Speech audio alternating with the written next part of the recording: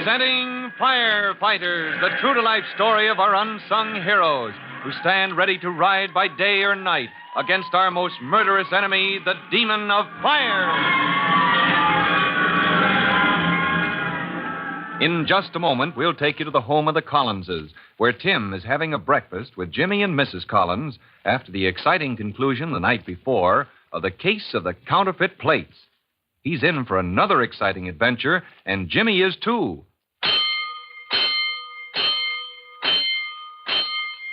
Let's go, firefighters. Let's go to the kitchen of the Collins' family, where Tim, Jimmy, and Mrs. Collins are having a big breakfast of Mother Collins' buckwheat cakes. And Tim is saying, Oh, gee, how about another stack of buckwheats, Mom? I could eat a horse after that excitement last night. I declare you get more and more like your father. I can just see Ben sitting there now, asking just like you are for a third helping of wheat cakes.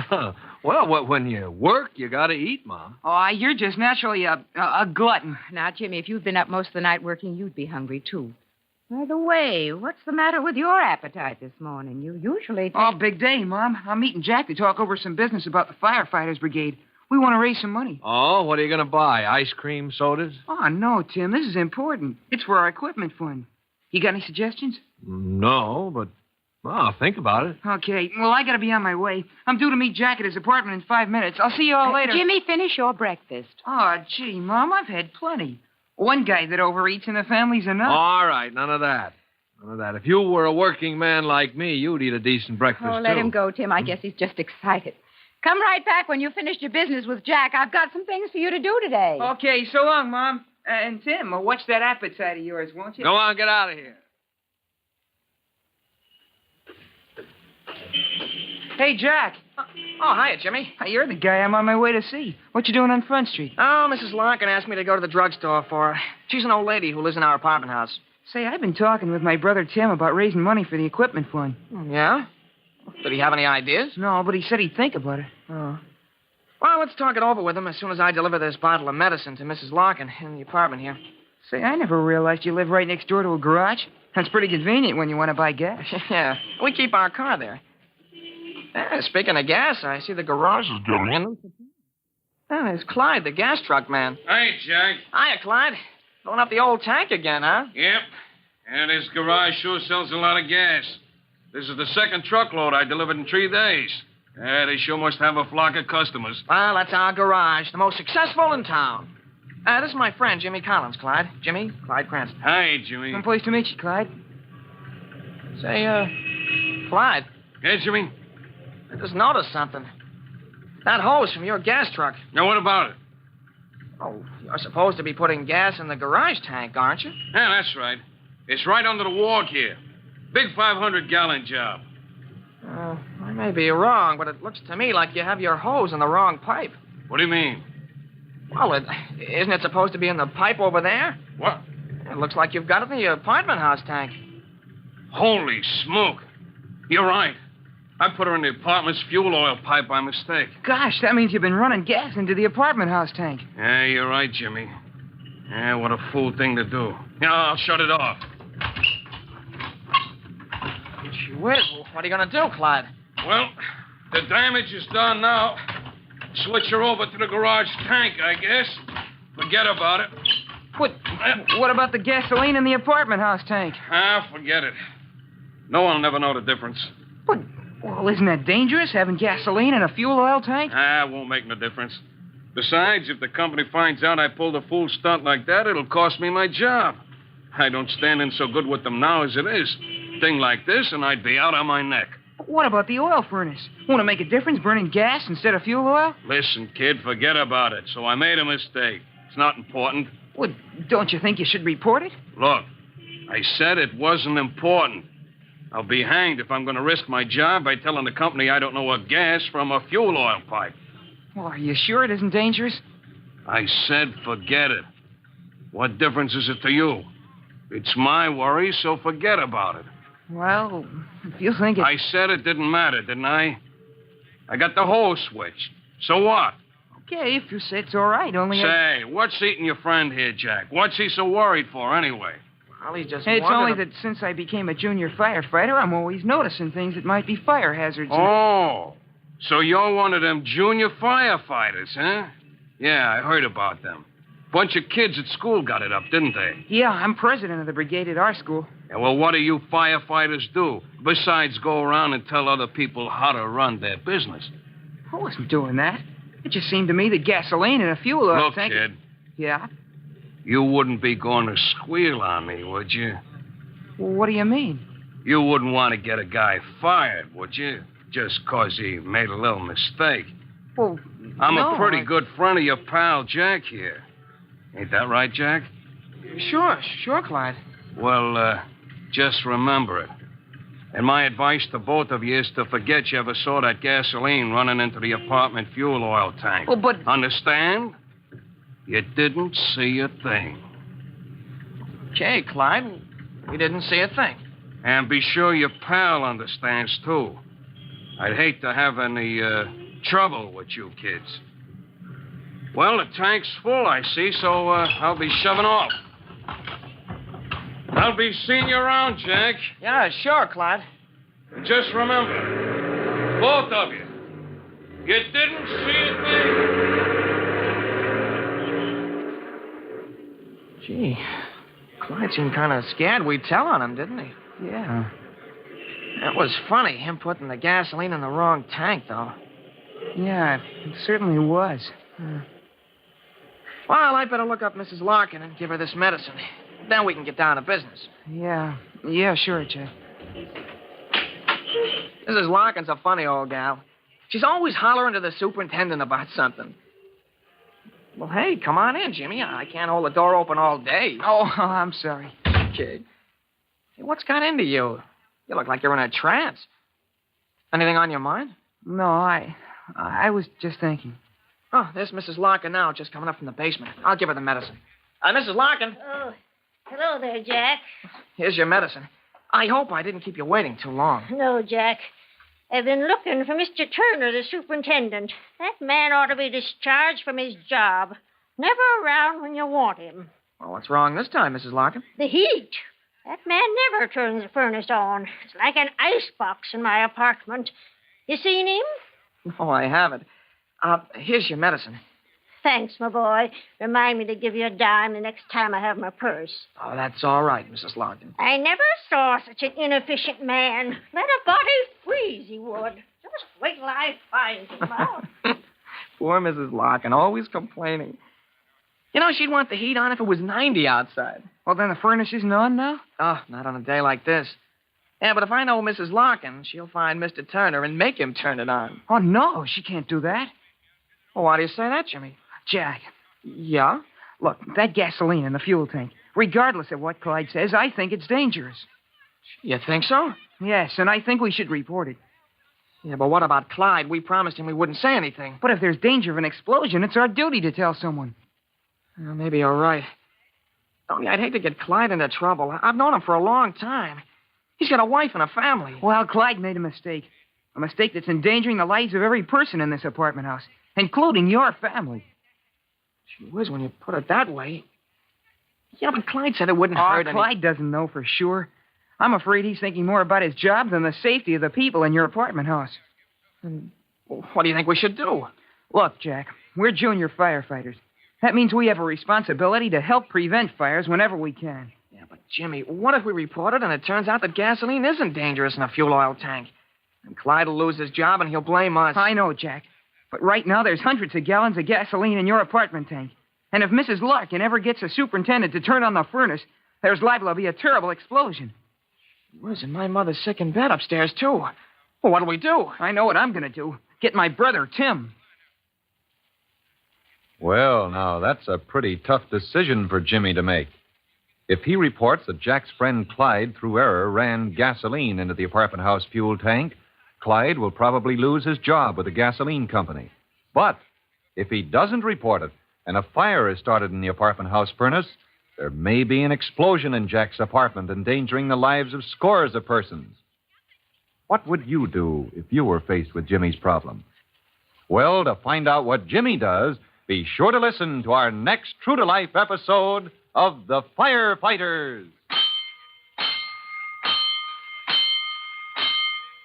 In just a moment, Chief Bob Cody will tell you girls and boys how you can help the firefighters in your own town. And now, Chief Bob Cody with a special notice for the Firefighters Brigade. Chief Cody. Hello, boys and girls. This is Chief Cody again. Most of you probably have some sort of fire extinguisher in your home or in the family car. I want you to ask your father to go around with you and check your home firefighting equipment. See that it is filled and in working order. And if you don't yet know how to operate it, be sure to get your father to show you how. For often, the quick use of a home extinguisher can prevent a small fire from becoming a large and sometimes fatal one. Well, that's all.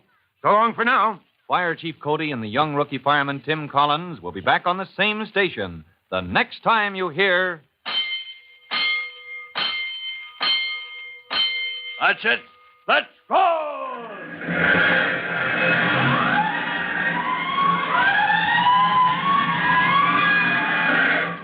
Let's go! Firefighters!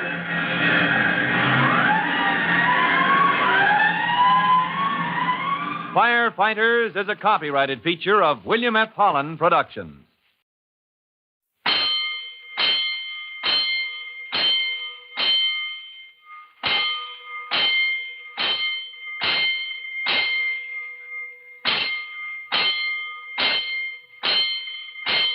Five bells.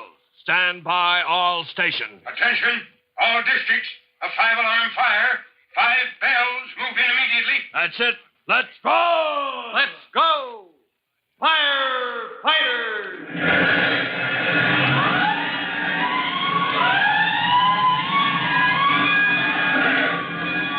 Presenting Firefighters, the true-to-life story of our unsung heroes who stand ready to ride by day or night against our most murderous enemy, the demon of fire.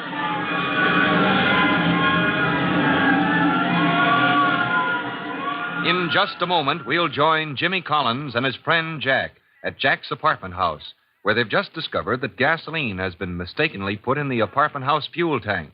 And if that oil burner is started up, there may be a fierce and tragic explosion. We'll find out more about it.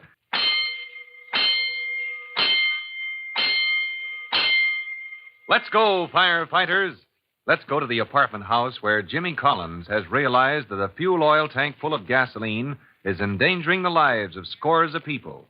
Jimmy has decided that the situation demands action, despite the warning of Clyde, the gas truck driver, not to tell a soul about his mistake. Jimmy is saying to his friend Jack, I don't care what Clyde said, Jack. I think that gasoline in the furnace fuel oil tank may explode. But, Jimmy, we told Clyde... I know. We told him we wouldn't mention it to anyone. But the more I think of it, especially if someone lights the oil burner, the more I think it's bad. That's why I'm heading for home on the double. Tim will know what to do. Well, what about our meeting to talk over a way to raise money for junior firefighters? Well, that can wait. This is the important thing right now. I'll be back in a minute. Oh, and Jack. Yeah? Better keep a watch out for the superintendent. Tell him to be sure not to turn on the furnace. You mean boom? That's what I'm thinking. So long. Running the 3 blocks to the Collins home, Jimmy rushes up the steps and bursts in the front door.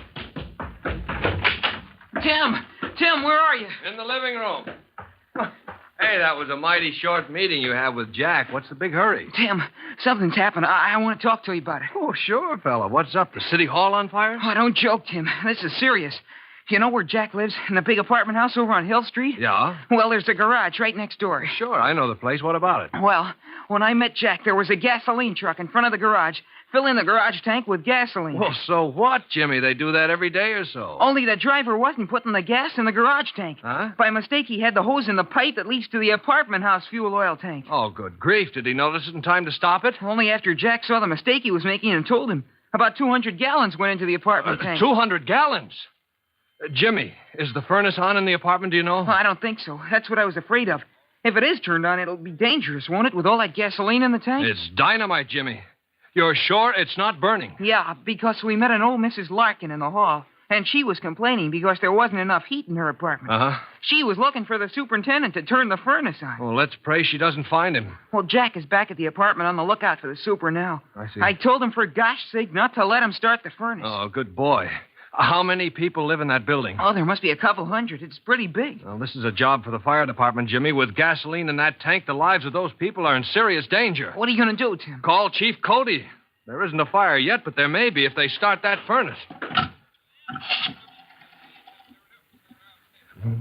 Operator, give me fire headquarters. It's an emergency. Chief Cody's office. Oh, hello, Tim. There, right here. Chief, it's for you. Hello, Tim. Yeah? What's that? Apartment building on hill. Yeah? Well, that's bad, Tim. Yes, right away. Good. Yes, I'll meet you there. Emergency on Hill Street near Main. Some darn fool has run gasoline into the apartment house fuel oil tank. Furnace isn't operating now, but if it's lighted, there's liable to be an awful big noise in that part of town. Tell the boys to get there fast. Okay, Chief, right away.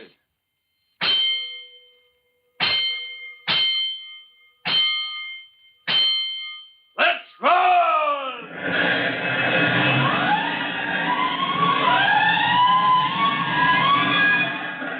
Meanwhile, at the apartment house, Mrs. Larkin, after looking for the superintendent and not finding him, has decided to take matters in her own hands.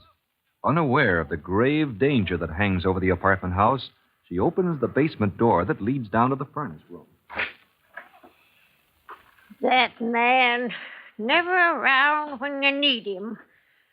Well, he's not the only one that can run that furnace. Seen him turn it on a dozen times. And if he won't keep the place heated properly, I'll just do it myself. Now, let me see. Where is that control? Here it is. I'll just turn it this way. In a minute, I bet we'll have some heat around here. This the building, Jimmy? Yeah, see? There's the garage next door. Uh-huh. That's the pipe where Clyde put the gasoline. Oh, thank goodness the furnace wasn't on. Well, we'll go in and get a hold of the superintendent and tell him what's up. Chief Cody and the truck should be along any minute. Jack ought to be in the lobby here. Uh-huh. I told him to find the super if he could. Oh, hiya, Jimmy. You got back fast. Yeah, this is my brother. Hello, Jimmy. Hello, Jack. Have you found the superintendent yet? No, not yet. Maybe he's gone down the street for coffee. He sometimes does. Well, we've got to find him, Jack, and warn him. I suppose you run down to where you think he might be. Tell him to get back here fast, that there's an emergency. Right. I know the drugstore where he hangs out. Good. Now, Jimmy, we've got to warn the people in the building. As long as that gas is in the tank, there's a big danger of an explosion. The safest thing to do is get them all out until the danger's over. What are you going to do, Tim? Well, there are mailboxes. There ought to be telephones to the apartment. I'm going to call the tenants. Oh, here they are by the stairs. Good. This will be a lot faster than knocking on doors. We'll start in the second floor apartments. Hello. Hello, this is the fire department. Now, don't be alarmed. An emergency exists in this building. There's no immediate danger, but for safety's sake, I'm asking all tenants to vacate immediately. Madam, I'm sorry I can't take the time to explain now. Just please leave the building quietly. The fire department is arriving momentarily, and we have the situation under control. Yes, thank you. Well, here's Jack. He's got the superintendent. Good. Oh, here's Mr. Turner. Hello. Well, what's up? Any trouble? Plenty of trouble, Mr. Turner. I'm Tim Collins of the fire department. Yes, Jack here told me. Well, what's all the fuss about? Jack was so excited. Oh, first, let me ask you, Mr. Turner. Your furnace isn't running, is it? Why, no. Haven't had it on all day. Weather like this, no need to. Good, good. Don't turn it on for any reason. Yeah, but why do you give me an order like that? I run this building. I run it right. I'm not trying to tell you how to run your building, Mr. Turner. This is serious business. You've got a potential fire on your hands. Worse than that, an explosion. An explosion? Yes, sir. The man delivering gas to the garage next door ran a large quantity of gasoline into your fuel oil tank by mistake. The boys here saw him and reported it to me. The fire department's on its way. Gasoline in a fuel tank? Yes, Why, sir. That's right dangerous. You're darn right it's dangerous. And we can be thankful these boys had the good sense to know it. Now, I'm calling the tenants and telling them to vacate the building until we can pump out the tank and fumigate. Jumping your husband. I'm sure glad I didn't start up that furnace this morning. Gasoline, that's bad. Now, we'll just see that nobody goes near the furnace, Mr. Turner. I'm going to call the rest of the tenants. You bet, Mr. Collins. I'll go right down now and watch it. Gosh, gasoline in the fuel tank. That's terrible. Oh, Mr. Fireman, is anything wrong? Is the place on fire? Your call scared the life out of me. No fire, madam. Just a little gasoline in the fuel oil tank. We have everything under control. Now, please, just go outside the building. Land's sake. Gasoline in the fuel oil tank? Ain't there supposed to be? Well, hardly. Now, don't worry. Everything's going to be all right. Oh, Mr. Collins, something's terrible's happened. She's done it. That's Mrs. Larkin. What is it, Mr. Turner? What's she done? Mrs. Larkin here. I met her coming out of the basement. Tell him what you done, Mrs. Larkin. Go ahead. I don't know what you're shouting so far, Mr. Turner. Downright rude, that's what it is. What's the matter, Mr. Turner? What's she done? She's always hollering about heat, and when my back's turned, she goes down in the basement herself. What is it, man? She's gone and turned on the furnace, Mr. Collins. That's what she's done, with all that gas in there, too. Mrs. Larkin, is that true? Well, I'm cold. It's always cold around this place. Not Mr. Turner cares. He wouldn't turn it on, so I did it myself. Mrs. Larkin, you've just committed an act that seriously endangers the lives of everyone in this building. There's high-octane gasoline feeding into the furnace, and there's a good chance she'll blow sky high. Here comes the fire trucks, Tim. Oh, thank heavens. We really need them now. Well, poor Mrs. Larkin had no way of knowing that the fuel tank was filled with explosive gasoline when she turned on the furnace. But because of a foolish act, innocent though it was, the lives of scores of people in her apartment house are in mortal danger. Tim Collins, Chief Cody, and the fire trucks are on the scene, but whether they will be able to go into action in time to prevent a deadly explosion remains to be seen. Be sure to listen to our next true-to-life episode of The Firefighters.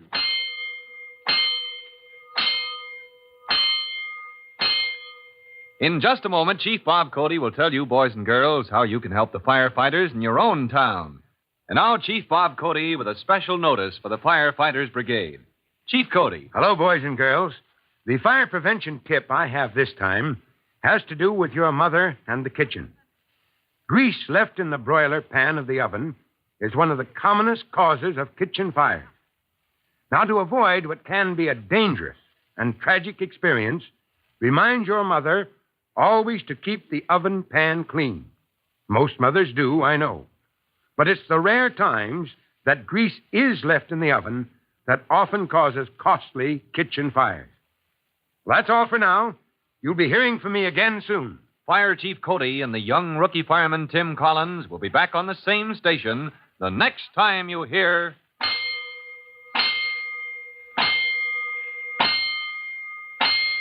That's it. Let's go!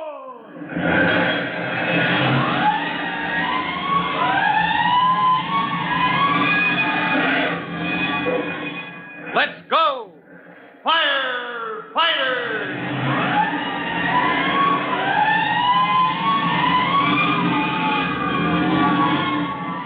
Firefighters is a copyrighted feature of William F. Holland Productions.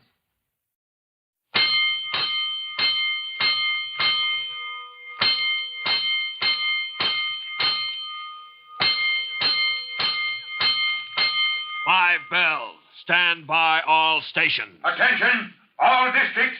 A 5-alarm fire. 5 bells. Move in immediately. That's it. Let's roll! Let's go! Firefighters!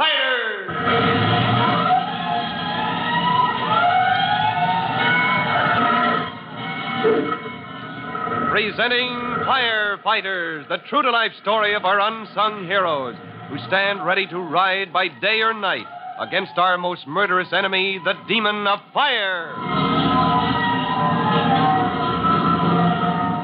In just a moment, we'll join rookie fireman Tim Collins and his young brother Jimmy in the hallway of the large apartment house where they have just discovered the immediate danger of fire and explosion. It was Jimmy's tip that part of a gasoline delivery intended for the garage tank next door had been mistakenly pumped into the apartment house fuel tank that sent his older brother and himself racing to the scene. Let's go, firefighters. Let's go to that apartment house next to the garage where every minute brings closer the danger of gasoline being fed into the furnace in the basement.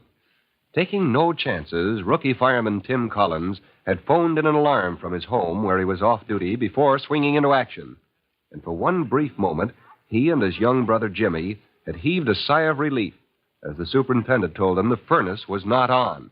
Then, from a complaining tenant, a woman named Mrs. Larkin, came the awful discovery. Oh, you mean you went to the basement, Mrs. Larkin, turned that oil furnace on yourself? I certainly did. I'm entitled to some comfort around here. But gosh, did you know how to do it? If you'd stood over Mr. Turner to make him turn it up a little heat, Jimmy, as many times as I have. But I'm the superintendent, Mrs. Larkin. You should have come to me. I couldn't find you, as usual. Oh. This is really dangerous. Dangerous?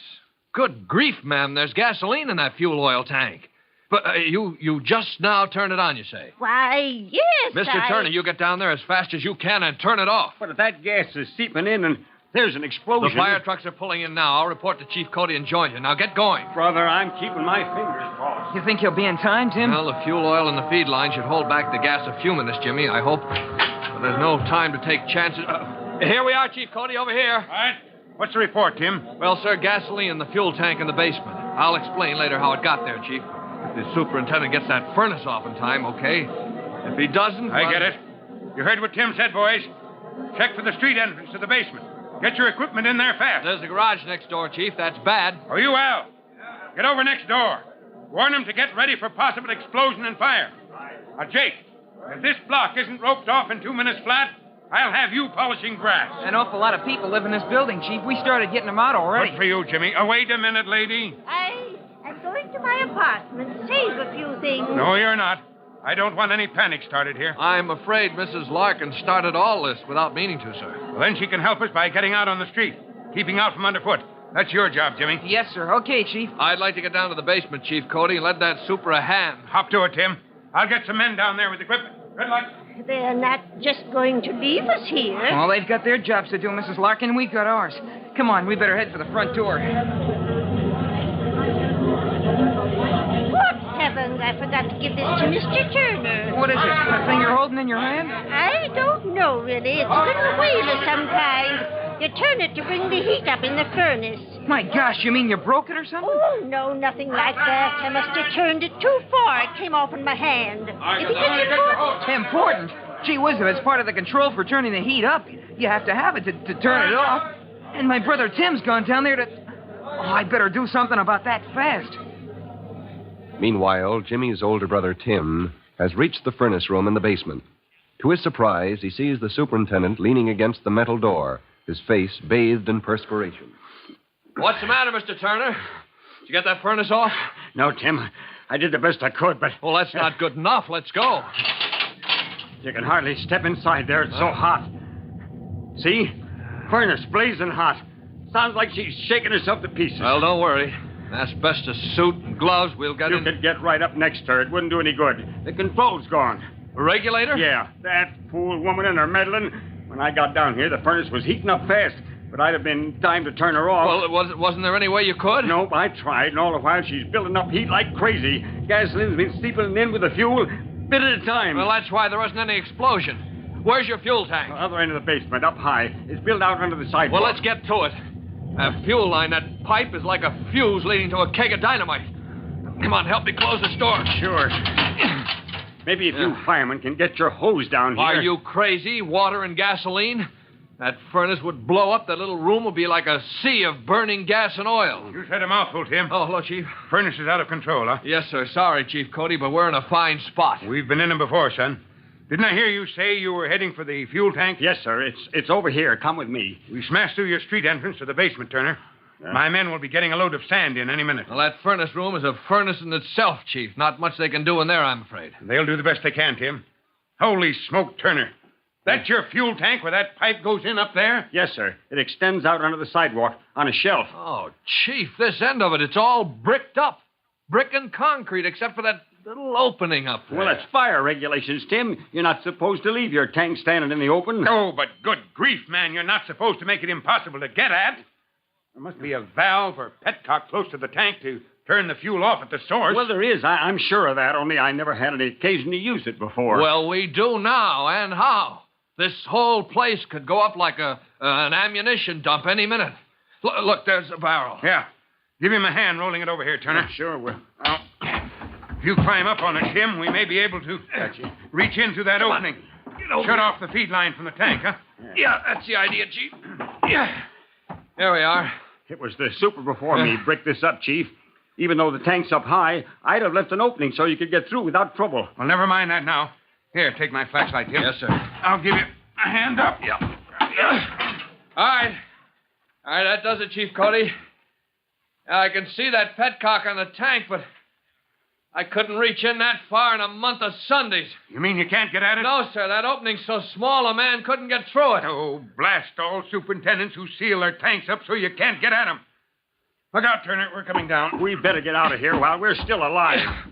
Well, whoever walled that tank up left so much space between it and the petcock you just can't reach it, Chief. Well, we'll just have to smash our way through.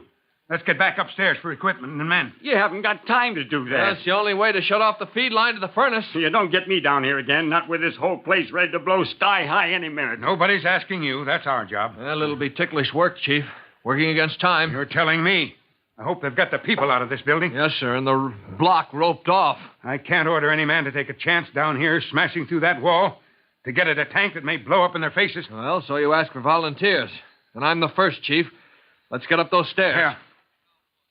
As the three men race up the basement stairs and emerge into the hallway, the first person they see is young Jimmy Collins coming toward them.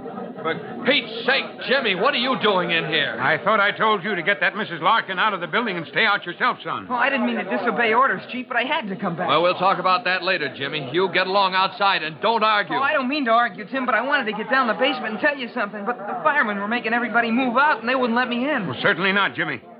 Looks like they got most everybody out of the building now, Tim. Well, gosh, won't you listen to me? There's no time, Jimmy. You don't know what can happen here any minute. But I do. There may be an explosion because you couldn't turn that furnace off. How do you know that, son?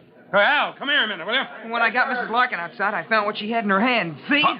Well, that's the control part that was missing, Chief. That's why Turner couldn't shut off the furnace in time. Well, never mind that now. Oh, listen, Al. Get outside and ask for half a dozen volunteers. Explain there's a blazing furnace down there, shaking herself to pieces. They've got to smash through a brick wall to get at a tank that may blow up in their faces. I'm going back down, Al, because I know where the valve is on the tank that'll shut off the feed line. Only it can't be reached. There's an opening up high. It's so darn small, nobody but a kid could crawl through it. Oh, gee whiz, won't it take time to smash down a wall? Of course it will. More time than we've got. Well, then you'd better let me do it, Chief. What are you talking about? Do what? Well, you said only a kid could crawl through that opening and turn that thing that shuts the tank off. I'm a kid. You think we'd let you do a thing like that, Jimmy? Well, if this is a hurry-up job, it wouldn't take long for me to crawl through that hole. You want to risk your life? Well, I guess it would be better than risking the lives of a lot of firemen. You said it would take a lot of time to smash your way through. No, Jimmy. Forget it. Tim, if that tank goes up with the garage next door, there's going to be a lot of lives lost before it's over. Chief, you mean you go along with Jimmy's idea? I hate it as much as you do, Tim, but it would be fast. It might be over soon enough to prevent a real tragedy. And if the kid couldn't get that petcock turned off in time? Yeah, I know just how you feel. Don't you see, Tim? I gotta do it. There's no other way. Oh, no, I can't let you, Jimmy. Think of Mom. I could do it. I know I could. I'll come through all right. We'd pray you would, Jimmy, but... Well, this is one case where I don't give the orders, Tim. Jimmy's your brother. You'll have to say the word. But you'll have to say it one way or the other fast. Time is something we haven't got. Chief Cody has handed rookie fireman Tim Collins the toughest decision he ever had to make. He saw the opening to the tank. He knows Jimmy is small enough to be boosted up so that he can crawl in and shut off the valve on the tank. It might be in time to save scores of lives, and yet, would it? Even though Jimmy is anxious to help, can Tim let him take the risk? To learn what happens, be sure to listen to our next exciting episode of the Firefighters. In just a moment, Chief Bob Cody will tell you, boys and girls, how you can help the firefighters in your own town. And now, Fire Chief Bob Cody with a special assignment for the Firefighters Brigade. Chief Cody. Hello, boys and girls. This is Chief Cody with a word about how you can be a big help to your local fire department. False alarms are serious business. You can help discourage this costly and dangerous practice by teaching the boys and girls you know the danger and folly of tampering with fire alarm boxes. Remember, a false alarm may cost the life of someone you know. That's all for now. So long. Fire Chief Cody and the young rookie fireman Tim Collins will be back on the same station the next time you hear... That's it. Let's roll! Let's go! Firefighters! Firefighters is a copyrighted feature of William F. Holland Productions.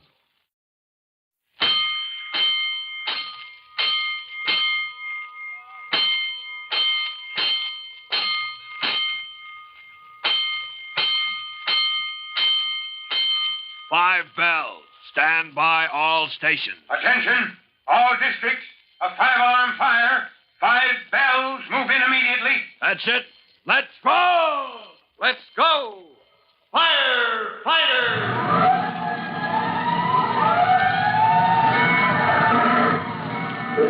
Presenting Firefighters, the true-to-life story of our unsung heroes who stand ready to ride by day or night against our most murderous enemy, the demon of fire. In just a moment, we'll join Chief Cody and rookie fireman Tim Collins at the apartment house, where a few minutes ago, a large quantity of gasoline was mistakenly pumped into the fuel tank in the basement. Already, the slow seepage has turned the furnace into a roaring monster, but the danger of the fire spreading is nothing compared to the possibility of a terrible explosion, which both men fully expect. Unless the apartment house fuel tank can itself be turned off, well, in a moment you'll discover the only way this can be done. Let's go, firefighters. Let's go to that roped-off area around the apartment house. Move through the trucks and firemen outside, right into the hallway where Chief Cody and rookie fireman Tim Collins are discussing the possibility of getting at the fuel tank in the basement. A few seconds ago, they had discovered it was almost hidden behind a wall of bricks. And now they discuss the next step, unaware that Tim's young brother Jimmy is listening to every word. Smashing through that brick wall is the only way to get at the valve on the fuel tank itself, Tim. Well, Al's outside getting volunteers right now, Chief Cody, and I know the setup down there, so I'll go with him. It's dangerous. It'll take time. Well, what else can we do, sir?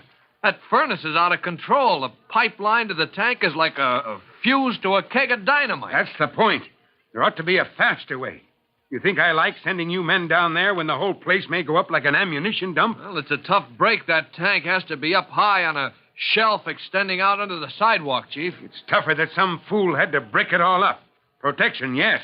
But to leave just that small opening high up. Yeah, when I climbed up on that barrel, I couldn't quite reach the valve on the tank. I know, Tim. Nobody could. Nobody but a kid could crawl through an opening that size. Well, gee whiz, I'm a kid. I thought we told you to go along outside, Jimmy. Look, Tim, if this is a hurry-up job, it wouldn't take long for me to crawl through that hole and turn the tank off. No, Jimmy. Forget it. Tim, if that tank goes up with the garage next door, there's going to be a lot of lives lost before it's over. Well, you mean you go along with Jimmy's idea? I hate it as much as you do, Tim, but, well, it would be fast. Might be over in time to prevent a real tragedy. Yes, sir. But if Jimmy couldn't get that valve turned off in time... Yes, I know just how you feel. Don't you see, Tim? I gotta do it. There's no other way. Oh, yes, there is, Jimmy. Yes, there is. Men with sledgehammers, crowbars, working on that wall. But you said that way there might not be time. I'll come through all right. Let me try. No, I can't, Jimmy. I can't think of Mom. Well, this is one case where I don't give the orders, Tim. Jimmy's your brother, and you'll have to say the word. But you'll have to say it fast. Time is something we haven't got. If you was me, Tim, you'd want to do this. Gosh, you know you would. Yes, I suppose I would. All right, Jimmy, all right. We'll go down to the basement, and I'll hoist you up so you can crawl in next to the tank and turn that valve off. I'm sorry, Tim. In a case like this, I can't endanger 2 members of the same family. Surely you see that. Well, yes, sir. I can also see how dangerous you think this job is. Unless those men working in the furnace room down there... Well, they can't even get in there, sir. The place was a furnace itself. Still, you want to see if they've got anywhere with the chemicals and sand, huh? Yes, sir. I'll take a quick look. I'll be right back. All right. Well, looks like most of the tenants have been evacuated, Jimmy. Suppose we move outside for a moment, huh? Oh, gee whiz, I thought you couldn't use hose on this fire. We will, Jimmy. We've got lines in to cover that room right above the furnace when it starts eating through, and lines to cover the stairway. Say, there's Clyde, the gasoline delivery man, the one who pumped gas in the wrong tank. Hey, send that fellow up here. But he didn't mean to, Chief. It was a mistake. He thought the pipe on the sidewalk went to the garage gas tank. He didn't know it led to the apartment house. The kid's right, Chief. Those intake pipes are side by side. I got the wrong one. Okay, but why didn't you report it? Well, I was afraid I'd lose my job, and I never dreamed the furnace in the apartment house would be on now. As a matter of fact, it was a tenant who started this. She couldn't find the super, and she went down to the basement and monkeyed with that furnace herself. When I got to thinking about it, I knew I had to come back, job or no job, and try to pump that tank out. You're a little late for that, Clyde. I'm afraid you're in a spot. Yeah, I know. And I deserve whatever I get. When I saw the trucks, I knew what a fool I'd been. I had to report what happened, Clyde. Honest, I did. Of course you did, Jimmy. Any junior firefighter would have done the same. But now Chief Cody's going to let me go down and turn that tank off before it explodes. Well, they're not making any headway, Chief Cody. I guess it's up to Jimmy. Well, if there's no other way, we'll get us a volunteer. Now, wait a minute. You need somebody to go down there with Jimmy? That's right, but I'm not ordering Let me anyone. go with him. If I could make up for what I did. Well, this is a fine time to think of that. I know how you feel, Tim, but Clyde's the logical man. I don't say this will square him with the authorities, but... Oh, Chief, won't you let me go? I'm sorry, son. Clyde, you'll have to lift Jimmy up to the opening through the brick wall into the tank. Yes. You'll see the difficulty the minute you get there. Okay. Now, we left a barrel there for you to climb up on. Now, keep an eye on my brother, will you? And Jimmy, good luck. Thanks, Tim. We'll do what we can to make it easier. Tim, you call those men off down there. It's Jimmy's job now. The youngster and Clyde head for the basement stairs, while Chief Cody tries to occupy the mind of his deeply troubled rookie fireman as he heads outside to direct operations. Well, Tim, looks like we got one break anyway. The wind's right. Hal, you and Jake take your men and get up on that roof. Give them all the ventilation you can. I don't get it, Chief. What's the point? Well, you're still a rookie, Tim. You got a lot to learn. Al and Jake will open up anything they can get their hands on up there. Elevator shaft, dumbwaiter shaft, anything direct to the basement. Oh, I see. Ventilation will help some. You see, those fumes will be rolling out of the furnace room, piling up. There's always danger of a backdraft explosion if you don't give them some way to escape. Meanwhile, in the basement, moving slowly through the intense heat and smoke, young Jimmy and Clyde work their way toward the fuel tank. From the now closed-off furnace room, they can hear the angry roar of the blazing furnace. Don't go that way, Clyde. Over here. You can't see your hand in front of your face. Where's that doggone tank anyway? Oh, follow me. I got a pal lives in this building. He and I used to play down here. Sometimes I know just where the tank is. Ow! I bumped into something. Hell, let's see. It's a barrel, Jimmy. Oh, that's the one Tim stood on when he tried to turn that tank off. Oh, sure, we're almost under the sidewalk now. The tank is behind this brick wall. For Pete's sake, what were they trying to do? Hide it? You're supposed to protect the fuel tank, but I guess some dope forgot you might have to turn it off someday. Nice of him to leave that little opening up there. Yeah, let me get up on that barrel. Take a look. I don't think you can reach it if Tim couldn't. Yeah, let me have that flashlight, kid. There. Thanks. Tim said even when Chief Cody boosted him up, he couldn't reach in far enough to get hold of the valve on the tank. Yeah, I can see that now. Give me a hand up on the barrel with you. Okay. Yeah, I got you, Jimmy. Now try to keep your balance while I boost you up. Right. Grab hold of the pipe that leads into the tank. Yeah, I did. Okay. Can you hold me steady while I try to wriggle through? Yeah, good luck, kid. Put your feet on my shoulders. Yeah. There. Can you make it okay now? There's just room enough for me to squeeze through. Boy, is it hot in here. And dark. Reach out of there and get the flashlight, Jimmy. I'll hold it up as high as I can. Right. I got it. Oh, let me find that valve now. You having any trouble? Oh, there's not much room to move around in. Hey, I see that valve thing now, Clyde. Just let me get over to it and I'll turn it off. No more gas will get into that furnace. Yeah, what kind of a valve is it, kid? Gee, I don't know. It's sort of like a little wheel set in the pipe. I see. Well, listen careful, Jimmy. Turn that to your right. You understand what I'm saying? Yeah. Clyde, I'm trying. I can't seem to turn it. What? I've tried and I've tried till my hands are all scraped. It just won't turn. Well, stop a minute. Take a good look at it with your flash. Is it rusty or something? Oh, yeah. It's awful rusty. Is that why I can't turn it, Clyde? Brother, what a mess. It's no go, Jimmy. You'll never be able to turn it off. Get out of there while we still have a chance. No, I'm not going to climb out of here until I turn this off. Chief Cody and Tim wouldn't give up. I'm not going to do it either. I don't care what happens. I'm not going to give up. Is young Jimmy Collins trying to do the impossible? With every second as precious as life itself, he's kneeling beside the rusty valve, working frantically to shut it off. Clyde, standing in the basement, realizes all too well the terrific heat and fumes the boy is working inside the tank enclosure. But there's no way he can get Jimmy out, and Jimmy refuses to give up. To learn what happens now, be sure to listen to our next exciting episode of The Firefighters. In just a moment, Chief Bob Cody will tell you, boys and girls, how you can help the firefighters in your own town. And now, Chief Bob Cody with a special assignment for the Firefighters Brigade. Chief Cody. Here is your special assignment, boys and girls. Firefighters, attention. Somewhere in your home are oil mops or oily polishing rags which your mother uses on furniture and such things.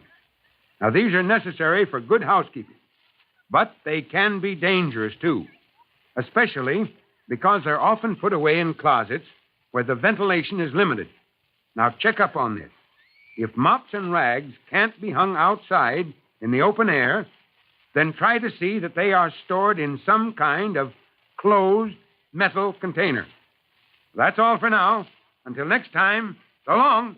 Fire Chief Cody and the young rookie fireman Tim Collins and his young brother Jimmy will all be back on the same station the next time you hear... That's it. Let's roll!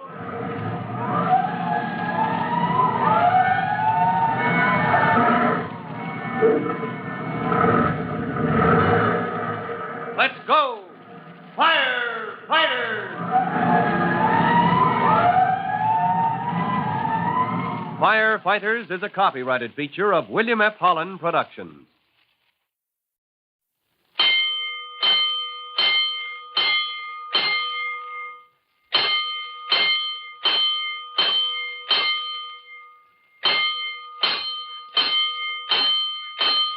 Five bells.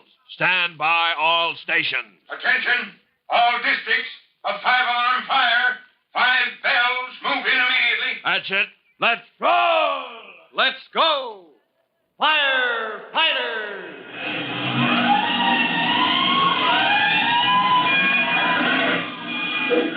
Presenting Firefighters, the true-to-life story of our unsung heroes who stand ready to ride by day or night against our most murderous enemy, the demon of fire. In a moment, we'll join Chief Cody as he directs the firefighters in their efforts to control the blazing furnace in the basement of a large apartment house. We'll see why rookie fireman Tim Collins is thinking only of the danger of explosion and how his young brother Jimmy is, strangely enough, the only one who can possibly avert this awful tragedy. Let's go, firefighters. Let's move in past the huge hook and ladder truck at the apartment house. Rookie fireman Tim Collins stands near the street entrance to the basement, watching the smoke pour out. Jimmy and the gasoline delivery man, Clyde, who volunteered to go with him into the heat, fumes, and smoke of the basement, have reached the brick wall behind which is the oil tank with its dangerous mixture of gasoline. Clyde quickly climbed on a barrel, hoisted Jimmy up to wriggle through the small opening, and in that cramped space, with the roar of the blazing furnace in the background, Jimmy shouts down to Clyde. I see that valve thing now. Just let me get over to it and I'll turn it off, and then no more gas will leak into that furnace. What kind of valve is it, kid? Gee, I don't know, Clyde. It's sort of like a little wheel set in the pipe. Well, listen careful, Jimmy. Turn that wheel to the right. I'm trying. I can't seem to turn it. What? I've tried and tried until my hands are all scraped. It just won't turn. Well, take a good look at that valve with your flashlight. Is it rusty or anything? Yeah, it's awful rusty, Clyde. Is that why it won't turn? Brother, what a mess. It's no go, Jimmy. You'll never be able to turn it off. Get out of there while we've still got a chance. No, I'm not going to climb down from here until I turn this off. Chief Cody and Tim wouldn't give up. I'm not going to either. I don't care what happens. This whole thing was my fault. But doggone it, Jimmy. We're not firemen. Well, I'm a junior firefighter. That's almost the same. You can go if you want to, but I... Don't talk like that. I'm sticking with you, kid. But if you pass out in there, I can't get you out. Even if I could get up high enough, I couldn't crawl through that hole like you did. I'll be all right. If only this valve would turn. Look, you climb back out. Let me help you down. You're not going to be able to budge that wheel without tools. Then, Clyde, you gotta go to get him and bring him back. And supposing you black out, kid. Supposing that tank explodes. Gosh, I knew I was taking a chance when...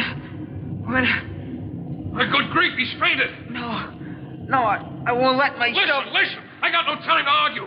Crawl back to that opening where I can maybe pull you out. If you lose consciousness, then I'll get you out. I'll get you something to turn that valve with. I'll be back, Jimmy, I promise. You keep telling yourself that. I'll be back. Quickly, Clyde climbs down off the barrel, staggers toward the one spot of light he can see dimly through the heavy smoke.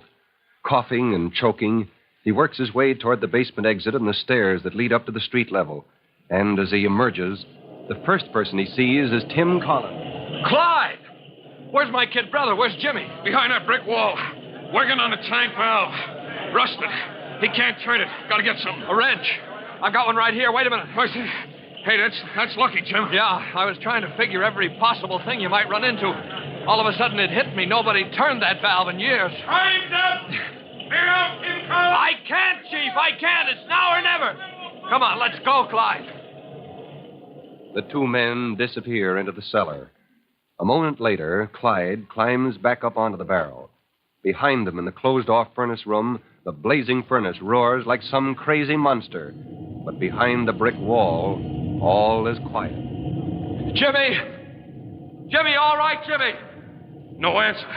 He must have passed out. And I told him to crawl back to that hole so we could reach him. Clyde, I'm coming up there beside you. Grab my hand. Okay. That's it. Look, can you kneel down on your knees so I can stand on your back? Yeah. You think that'll bring you up high enough? I don't know, but high enough, I think, to see in that hole. Maybe even reach Jimmy. Steady now. Yeah, just pull myself up a bit more. Can you see in there? Yeah. Jimmy. It's Tim, Jimmy. Wake up. Jimmy, you gotta wake up. Oh, gee. Well, it's Tim. How'd you get here? Listen to me, Jimmy. We've got work to do. Now, look, I can get my head and shoulders in this far, no further. Can you crawl over here? Sure, it's just my head. It feels funny. Oh, of course it does. What's a little smoke and fumes to a fireman, huh? Jimmy, you've got to hang on to yourself. Yeah. The valve, Tim, I can't turn it. Look, give me that flashlight. You take this wrench. Okay. Now, look, I'll train my light on the valve while you... Oh, gosh. I dropped a wrench. Tim, I can't seem to hang on to it. Oh, that's no way to talk, Jimmy. Pick it up. Now, see, I've got my light on. I got it now. Yeah. Will it fit around that wheel, huh? Well, you try it. Just keep trying. Now, don't give up now. Take it easy. Take your time. I don't think we got much time. The tank is getting hot, Jim. Sure it is, sure. But don't think of that. You got a job to do. You got to get it right the first time, Jimmy. I'll try. The wrench keeps slipping. Come on. Tighten it. You know how. That's right. Hang on to yourself. That's it. Now get it just as tight as you can on that valve. That's the best I can do. Now if it'll turn... All right, steady, kid. Pull it around. Slow and steady. It's turning. Tim, it's turning. I got it. Of course you did, Jimmy. I knew you could. All right, all the way now. There. That's it. That's as far as it'll go. All right. All right, now crawl over here. Never mind the wrench. That's right. Don't give up now. Closer so I can reach you, Jimmy. I feel awful sick, Tim. Heavy all over, like I could hardly move. I got you. All right, brace yourself, Clyde. I'm dragging Jimmy out. Just a bit more. Look out. Well, that's one way of getting down fast, all in a heap. You all right, Clyde? Yeah, but Jimmy, he's out like a light. I'll carry him out.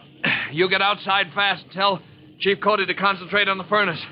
Tell him from now on it'll start dying. There'll be no explosion now. Tell him Jimmy did his job. Later on, in the Collins home, just before dinner time, Chief Cody and Tim Collins come into Jimmy's bedroom.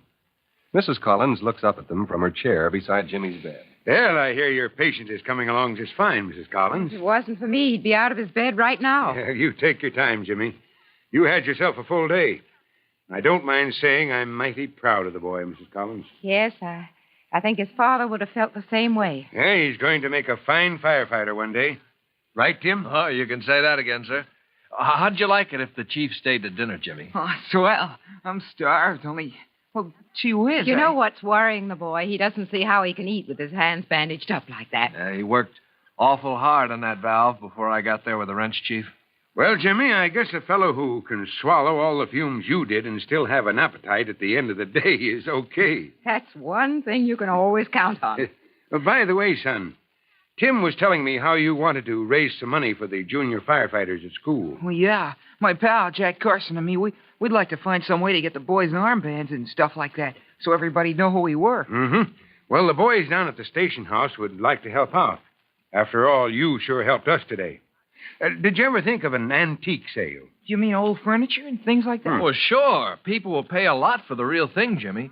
You could hold your sale at the station house. We'd help you youngsters collect whatever folks around here would donate. A lot of old places in the neighborhood.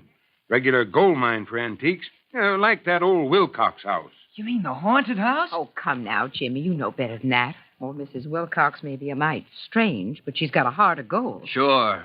Why don't you start there? You and your sister could go see Mrs. Wilcox tomorrow. What's the matter, son? You're not scared of ghosts. Well, of course not, but, well, Trudy might be. Nonsense. I think Chief Cody's idea is fine. Well, so do I, but about going up to that old house, well, I don't know. Well, Mrs. Wilcox might give you a real valuable item.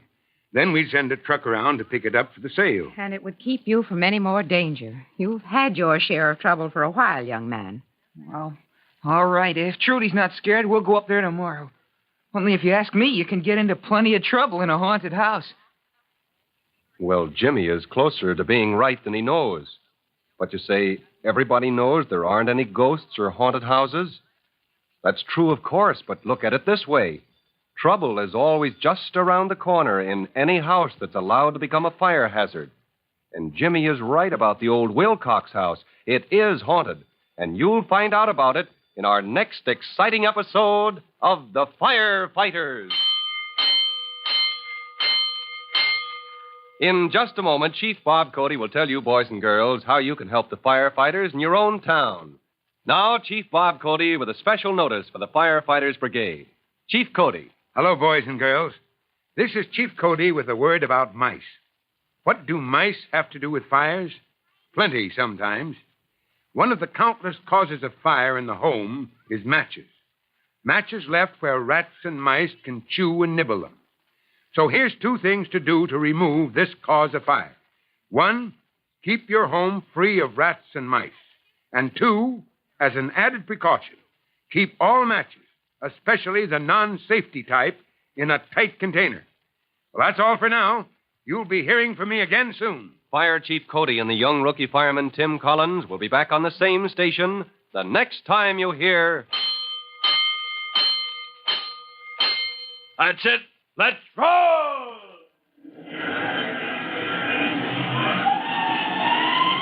Let's go! Firefighters! Firefighters is a copyrighted feature of William F. Holland Productions.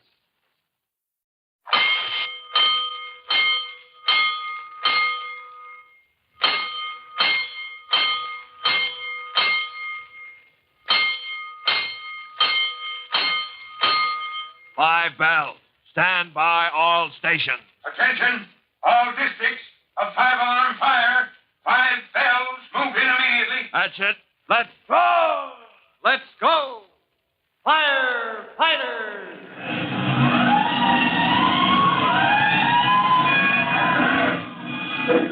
Presenting Firefighters, the true-to-life story of our unsung heroes who stand ready to ride by day or night against our most murderous enemy, the demon of fire. In just a minute, we'll join the Collinses at their dinner table, where Jimmy and Trudy are excitedly talking over their plans to visit the old Wilcox mansion in the hope of getting Mrs. Wilcox to donate some antiques for the Junior Firefighters Antique Fair. There's a startling adventure in store for them. Let's go, firefighters. Let's go to the Collins home, where Jimmy and Trudy Collins are discussing the antique fair, which the Firefighters Brigade are going to hold to raise money for the organization. The big question now is where to get donations of old furniture and other antique objects to sell at the fair.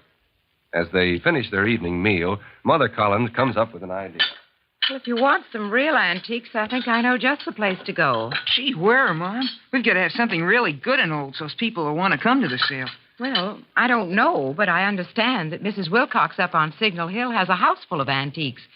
If you could persuade her to donate something. Oh, Mrs. Wilcox? You mean the lady who lives alone in that big house? Gee, I'd be afraid to ask her. Yeah, I hear she's funny. Doesn't like kids. Chases them off the place when they come around. Oh, I don't think she's that way. She is a little odd from living alone, but she comes from an old, respectable family in town. I'm sure she'd be courteous to you if you went up there and asked her nicely. Oh, but gee, that old house. It looks so spooky just to walk by it. I don't think I want to go there. But if she would give us something for the sale, Mom, do you think she might? Well, I think she might. She's a lonely old lady. Despite what folks say about her being mean, I'll bet she'd be happy to talk to you. When you explained about the sale, I think she'll be glad to help. Well, that settles it then. If Mrs. Wilcox will come through with some antiques, Trudy, we're going up to see her. Oh, but Jimmy, aren't you scared? Only the other day some kids were playing in her yard, and she came out with a stick and chased them off. Well, they were probably making a nuisance of themselves. Now, I'll tell you what I'll do. If you want to go over this evening, I'll phone Mrs. Wilcox before you go and explain everything. Would you, Mom? Well, that'll be swell. Then there won't be any trouble. I'll go phone right away. Meanwhile, you children clear off the table. Okay, Mom. Oh, but still, I don't know about Oh, going... what you afraid of, Trudy? Mom will call and fix everything up, and then she'll be expecting us. Gee, girls are always afraid of something. Oh, they aren't either. Yet you're afraid, too, only you don't want to admit it. Who's afraid? She's just an old lady. What can she do? I don't know, but what about the house? What do you mean? It's supposed to be haunted, they say. Haunted? There isn't any such thing as a haunted house. That's just superstition. Well, maybe. Once when Betty Sanford was walking past there at night, she heard a scream and saw something run across the yard. Oh, just her imagination. Leave it to a girl to imagine she sees a ghost. Well, she didn't say it was a ghost, but it was something. Well, I called Mrs. Wilcox, and she said she'd be delighted to have you come over. She was just as nice as could be. Oh, that's swell, Mom. Come on, Trudy. We better go before it gets any later. You sure she wasn't angry or anything, Mom? No, dear. She was very cordial. Now you run along with Jimmy, and I'll finish the dishes. Okay, Mom. Come on, Trudy.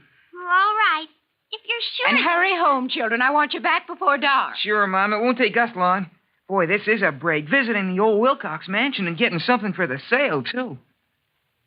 Followed by the slightly timid Trudy, Jimmy leads the way across town to Signal Hill. The sun is dropping behind the buildings of the city as they approach, and the long shadows of evening lay along the street. High up on a wooded hill, they can see the old Wilcox mansion, a tall gray house with a cupola and circular windows that look down upon them like a dozen unwinking eyes. As they turn up the long, curving drive, Trudy suddenly stops and says, Oh, Jimmy, I'm scared. Oh, now, Trudy, there's nothing to be afraid of. Didn't Mom call, and didn't she say everything was all right? Well, yes. Oh, but the house, doesn't it look awful scary? Well, it is pretty old, but it's nothing to be afraid of. Come on, we'll get the antiques Mrs. Wilcox has for us and go right home. Boy, the sooner the better for me. Gee, there sure are a lot of big trees in the yard. Yeah. They must be hundreds and hundreds of years old. Oh. Who's that? Well, a bird, I guess. Did it scare you? Yeah, little. Mom, let's hurry, Jimmy. Maybe it'll be better in the house.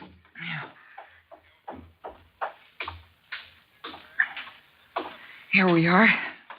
I wonder where the doorbell is. I don't see any. Maybe you have to knock.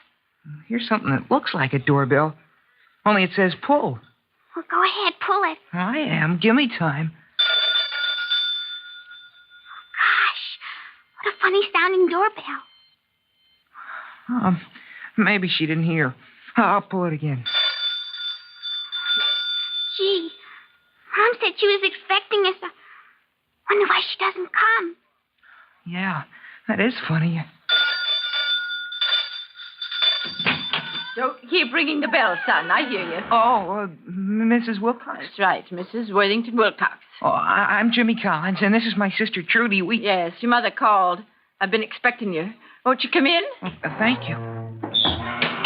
Mrs. Wilcox, as Mom may have told you, the Firefighters Brigade is having an antique sale to raise some money, and we thought You thought that old Mrs. Wilcox, living in this old house, might have some old things for the sale.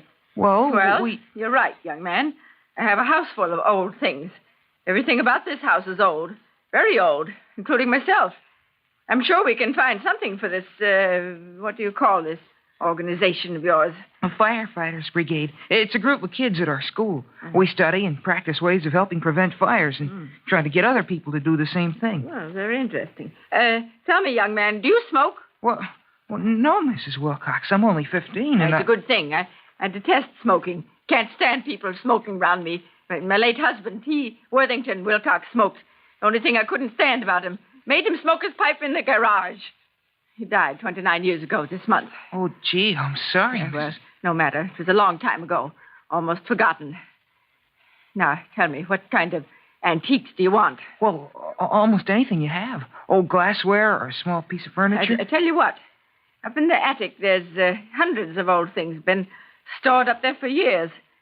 We ought to find something you could use. Well, that would be fine, Mrs. Wilcox. Oh, you talk, do you? I wondered. You were so quiet. Are you shy, little girl, or just afraid? Oh, no, Mrs. Wilcox. I guess I'm just shy. Probably scared. Can't say I blame you. This old house is not the cheeriest place in the world, but I like it. Born here 78 years ago. Probably die here, too. But it's no place for use. People who are really alive. Oh, I think it's a nice place, Mrs. Wilcox. It's polite of you to say so, son. Well, I'll go up to the attic and look around. You won't be frightened alone. Oh, no, Mrs. Wilcox. You go ahead. I won't be long. Don't go away. Gosh, Jimmy. She is funny, isn't she? Yeah. The way she talks, it's sort of crazy like. Do you think she really is? No, probably just that way from living alone so long. Gee, what a funny old room this is. Yeah. All this old furniture and books and magazines. And funny curtains. Yeah. Doesn't look like it's been cleaned in a million years. You know, I told her I wasn't afraid. But I am a little. Oh, I hope she doesn't take long. It's getting dark already. Yeah. Jimmy. Yeah, Trudy? Are you sure there aren't any such thing as haunted houses? Well, sure, I'm sure. It's just stories people make up. Yeah, but gosh, I've heard that... What's that? Oh, that's nothing. It's only a clock. See, in the corner. I want to go home, Jimmy. She's been so long. It's getting dark, and Mom will be worrying. Oh, wait a little longer. She'll come down, and I'll bet she'll have something really nice for the sale. Oh, but Jimmy, it's scary here. Children! Jimmy! It's Mrs. Wilcox. Jimmy! Trudy! Come up here to the attic. I have something for you. She wants us to go up in the attic. Oh, Jimmy, I don't want to. I want to go home. Well, Jimmy and Trudy find themselves in a pretty scary situation. All alone in the old mansion with a strange old Mrs. Wilcox, Trudy wants to forget all about the antiques and run for home when Mrs. Wilcox calls for them to follow her up into the attic. But Jimmy still has his heart set on collecting some choice items for the brigade sale. To learn what happens if and when they do climb the stairs, be sure to listen to the next true-to-life episode of The Firefighters. In just a moment, Chief Bob Cody will tell you, boys and girls, how you can help the firefighters in your own town. Now, Chief Bob Cody with a special notice for the Firefighters Brigade. Hello, boys and girls. This is Chief Cody with a common sense tip on how to prevent fires in a place where home fires are very common, the family garage. The garage is often used for storage as well as for the car and the extra things stored there. Old newspapers, lumber, etc., which are likely to be inflammable. Therefore, it's mighty important to keep the garage floor clean of oil drippings and gasoline in order to avoid the danger of a bad fire. Remember, to help fight the hazard of fire, keep the family garage clean. Well, that's all for now. You'll be hearing from me again soon. Fire Chief Cody and the young rookie fireman Tim Collins will be back on the same station the next time you hear. That's it. Let's go!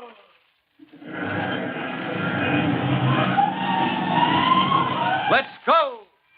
Firefighters! Firefighters is a copyrighted feature of William F. Holland Productions.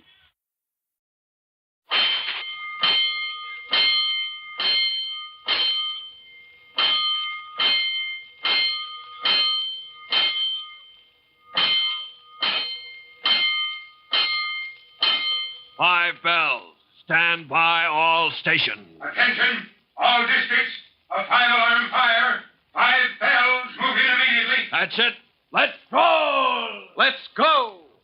Firefighters!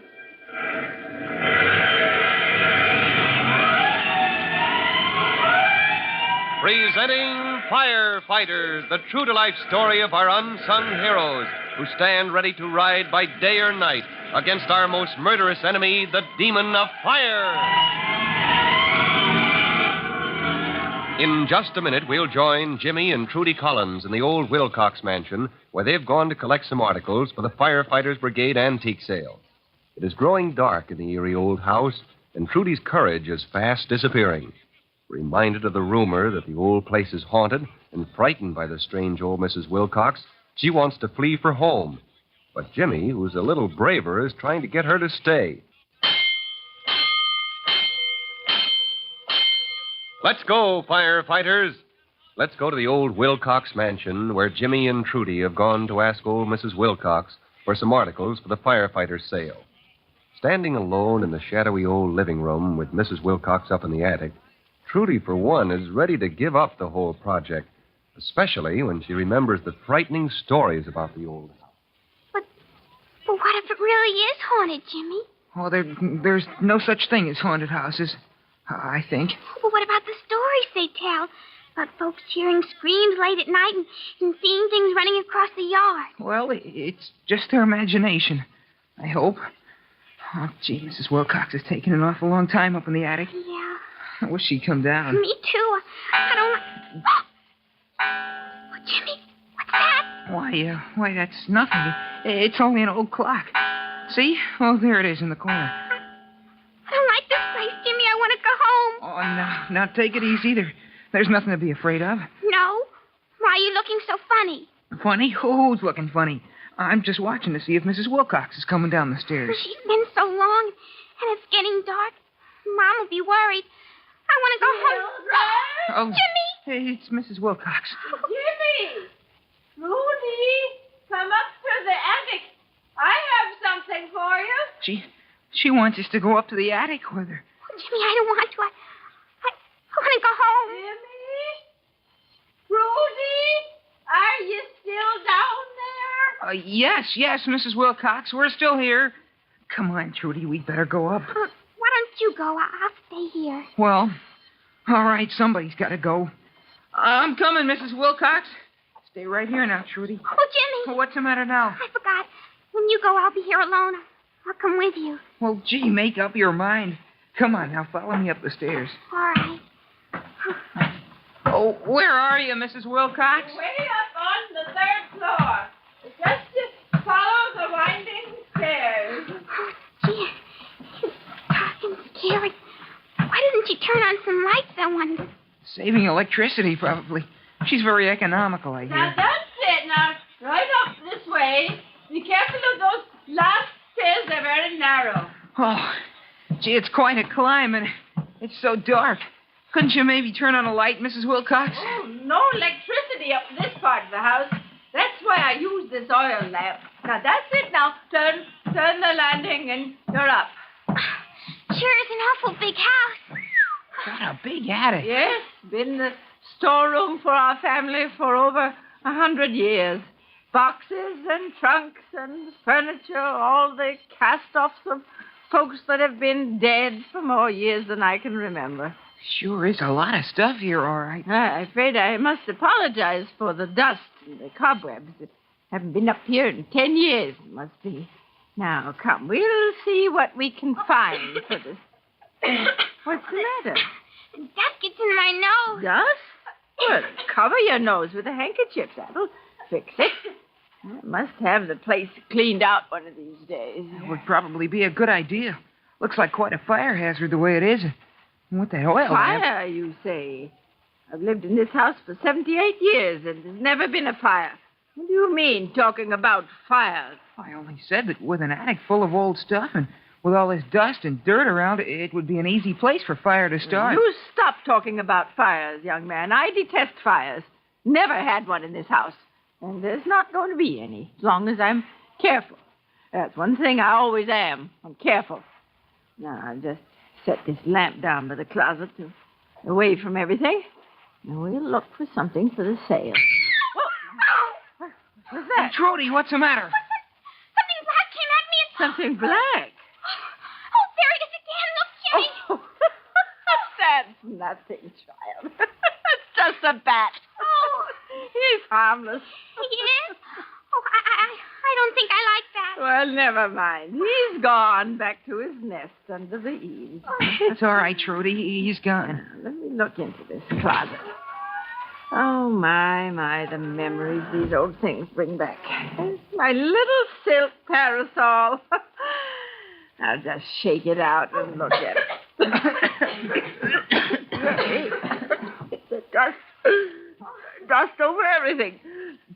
Oh, I remember the day I first got this parasol. It was spring. I was just your age. Mama bought it for me at the big store on the square, and we took a long walk. While Mrs. Wilcox holds the children spellbound in the old attic with their memories, and it grows later and later, Mrs. Collins begins to be uneasy about the absence of the children. She finally phones the Wilcox mansion. Well, when Mrs. Collins gets no answer, she becomes alarmed. There's no way of knowing that Mrs. Wilcox, Jimmy, and Trudy are up in the attic where they can't hear the phone. Really worried, she calls Tim, who is on night duty at the rescue service station, where Chief Cody has just dropped in for a chat with the rookie fireman. Well, Hooksy, still as keen about fire rescue as ever? Oh, you bet, Chief. There's a thrill a day in this duty. Oh, excuse me, Chief. Sure. Fire rescue? Yes? Oh, hello, Mom. What's up? Yes'm? Yeah, well, how long ago? Oh, well, I wouldn't worry yet. Uh-huh. Yeah, I see. Yeah, okay, sure, Mom, I'll do it. Yeah, now, don't worry about him. Right. Yeah, bye, Mom. What's the trouble, Tim? Anything wrong with the family? No, sir. Mom's just worried because Jimmy and Trudy aren't home yet. They went up to the Wilcox mansion to collect some things for the sale. And she called there, and she got no answer. I told her I'd run up there in a few minutes if they didn't show up. Oh, probably on the way home now. You know, they ought to get some prizes up at old Lady Wilcox's. That place must be 100 years old. Yes, sir. They're all pepped up about this antique sale. Funny, though, about Mom not getting an answer when she phoned. I wonder if anything could be wrong. Back at the old mansion, Mrs. Wilcox has finally found 2 articles to give Jimmy and Trudy for the antique sale. Brushing the year's accumulation of dust from them, she says, Dust? Oh, my. There. That's better. I'm sure now these will do. Pearl inlay snuff box that was my mother's. And this lovely china cup and saucer. Do you like them? Oh, they're beautiful, Mrs. Wilcox. Gee, thanks, Mrs. Wilcox. They'll help the sale a lot. Good. Now, you run long before your mother begins to worry. It is kind of late. Come on, Trudy. I'm ready. Can you find your way down alone? I think I'll stay up in the attic a while and sort out some old things. It's been so long since... Oh, we can find the way down, all right. All right. Thanks a million, Mrs. Wilcox, and goodbye. Goodbye. Come on, Jimmy. Jimmy and Trudy lose no time leaving the musty, dust-laden attic and getting away from the old mansion. As they start down the drive for the street, they're excitedly talking. Oh, I'm glad to get away from there. Wasn't it spooky up in that old attic? Yeah, sort of. I'll bet Mom wonders where we are. It's so late. These are awfully nice old things she gave us. Yeah, I bet they'll bring a lot of money at the sale. Jimmy, did you hear that? Well, what did you say, Trudy? A scream from the haunted house. Oh, gosh, don't start that again, sis. It was bad enough while we... Say, somebody up there is screaming at that. Oh, let's run, Jimmy. I'm scared. I told you the house was haunted. Oh, but that's no ghost. It must be Mrs. Wilcox. Oh, no. What did I tell you? There she is, leaning out of the attic window. Oh, Jimmy. Jimmy, did you hear what she said? I didn't have to. Look, you can see the flames in back of her. Oh. Trudy, Mrs. Wilcox is alone up there in that attic, and it's on fire. Well, it looks like Jimmy's and Trudy's experience with the old Wilcox mansion isn't over yet. Just as they're getting away from the old house, they discover fire curling out of the attic window. Now, to learn what Jimmy and Trudy do, be sure to listen to the next thrilling true-to-life episode of The Firefighters.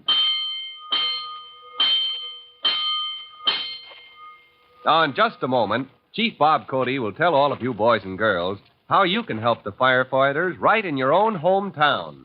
Now, Chief Bob Cody with a special notice for the Firefighters Brigade. Chief Cody. Hello, boys and girls. This is Chief Cody with a piece of good advice about the care of electrical wiring in your home.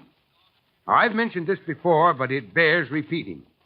Don't string electric wires under rugs, over hooks, or in places where wear may expose the bare wire. Short circuits cause 1 out of every 10 fires in the home. So check up on the wiring in your home, won't you? Be sure it's safe, so you and your family will be safe from fire. Well, that's all for now. You'll be hearing from me again soon. Fire Chief Cody and the young rookie fireman Tim Collins will be back on the same station the next time you hear...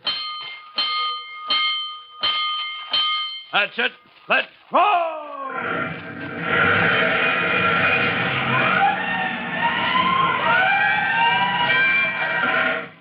Let's go! Firefighters!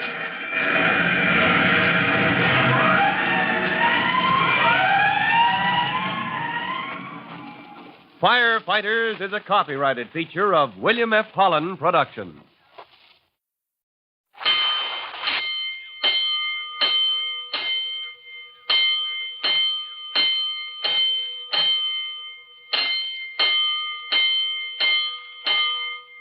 Bells. Stand by all stations. Attention, all districts. A 5-alarm fire. 5 bells. Move in immediately. That's it. Let's roll! Let's go! Firefighters!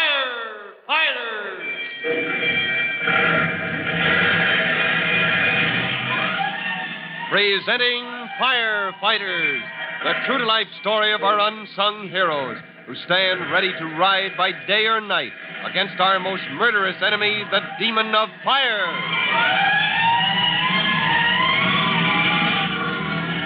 In just a moment, we'll join young Jimmy Collins and his sister Trudy as they leave the gloomy old Wilcox mansion behind them and start down the hill for home. They wouldn't have gone there in the first place if Jimmy hadn't been anxious to get a donation for the antique sale the junior firefighters are putting on. Once they'd stepped inside those dark, cluttered rooms, it was only too easy to believe what people had said about the house, that it was haunted. Well, in a way it was. We'll find out how in just a minute. Let's go, firefighters. Let's join our 2 young friends, Trudy and Jimmy Collins, as they hurry away from the old mansion that had made them feel so nervous. You couldn't blame them. It had been kind of scary when old Mrs. Wilcox called them up to the attic. But even if she was a bit peculiar, Mrs. Wilcox had proved willing to help the junior firefighters' antique sale, and Jimmy was sure the rare cup and saucer she'd given them, as well as the ancient snuff box, would bring in a lot of money. In fact, that's what he was thinking about when Trudy suddenly said, Jimmy, didn't you hear that? What did you say, Trudy? Oh, that scream from the haunted house. Oh, gosh, don't start that again, sis. It was bad enough while we were there. Listen. Say, somebody up there is screaming at that. Oh, let's run, Jimmy. I'm scared. Well, that's no ghost. It must be Mrs. Wilcox. Oh, what did I tell you? There she is leaning out the attic window. Jimmy, did you hear what she said? I didn't have to. Look, you can see the flames in back of her. Oh, dear. Trudy, Mrs. Wilcox is alone up there in that attic, and it's on fire. What can we do, Jimmy? What can we do? Help her, of course. You go down. Oh, but, Jimmy, there's nothing we can do to help. Of course there is, Trudy. All you have to do is keep your head and know what to do. There's a fire alarm box at the corner. Now, do you know how to turn in an alarm? Well, I think so. Break the little glass window and pull the lever. Then wait for the trucks. I'm going back up there. And Trudy, run all the way. This is when every minute counts. A moment later, Trudy has reached the alarm box. And even as she pulls the lever, this miracle of science is tapping out its identity in the Fire Department Telegraph Bureau, the nerve center of all operations.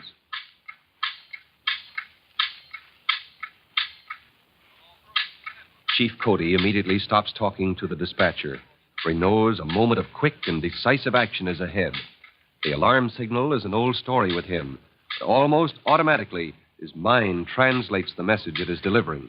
7-3, box 73, corner of Waycross and Burr. Frame houses, but not too many of them. Old mansion on the hill there. I expect engine company... Great blazing blisters. It could be the Wilcox mansion where Trudy and Jimmy went. Mrs. Collins would never forgive me. I'd better get out there and see that the dispatcher send Tim's outfit as well. Seconds later, the alarm signal has been channeled to the proper stations, including the rescue company.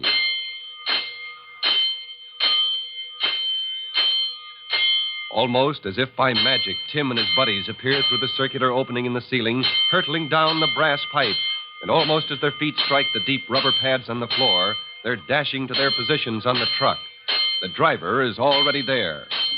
Tim is thinking, I don't like this. Good grief, maybe Mom was right to be worried about the kids. This alarm comes from right near where they are. Well, I've got a personal interest in this. All right, let's go, boys. Let's roll!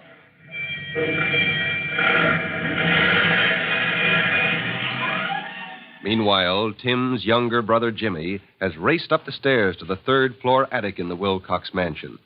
It takes only a glance to see that the closet in which Mrs. Wilcox has stored all those queer, old-fashioned clothes is blazing dangerously. Oh, gosh. That's going to start spreading quick. To the wall and then the ceiling. Are you all right, Mrs. Wilcox? Yes, help me move this trunk away. All right. You let me push. All my wonderful, priceless things stored up here. That's the trouble. There shouldn't be so much stuff piled up in here. Gosh, you can't move it now. It's too late. The house is going to burn down. I lose everything. Oh, maybe it won't if we keep our heads. We can't waste time moving any more things now. I don't suppose there's any water pipe up here to the attic. Oh, no. They're the next floor down in the bathroom. Well, that's no help right now. We better leave the water to the firemen. Firemen? They're coming? You called help? Sure, they'll be here before you know it. Now, you go downstairs. Oh, no. I'm going to stay right here. Everything that means anything in the world to me is right here in this room. But it's getting awful hot and smoky. I don't care. I won't budge an inch. Well, I can't make you, Mrs. Wilcox. But you will have to get out of the way so I can close that door. Close the door? We'll suffocate. Well, that's a chance firemen take if you want to go. No. And don't you give me orders, young man. Look, there's a downdraft from that stairway going downstairs. It's pulling smoke and fumes and hot air this way. I can see that for myself. But it'll spread the fire downwards. And if you want to save your house, you'll get out of my way, Mrs. Wilcox. Well, if you really know what you're doing. I don't know everything, but gosh, I'm a junior firefighter, and you have to know some things to belong. Good heavens, what do you think you're doing now? I'm going to take this pole and break that skylight window. Now, you stand to one side like I'm doing. Oh! There. Instead of getting water or something and putting the fire out. You think we could bring up enough water to do any good? Oh, well, maybe not. But to smash that window, you must be out of your mind. Well, firemen don't bust things up for no reason, Mrs. Wilcox. Look at how the smoke and hot air is being pulled up through that broken window already. Why, I do believe it is. My brother Tim calls that ventilation. Instead of spreading all over the place, now the fire's being pulled up in just this one spot. But it's spreading up the wall toward the eaves. Well, gee whiz, it's better to keep it up here on the roof than spreading all down through your house. Oh, if only those firemen would come, Jimmy. Oh, they are. You hear that? Boy, is that fast, huh, Mrs. Wilcox? Will they be in time? Well, it's just a matter of seconds now.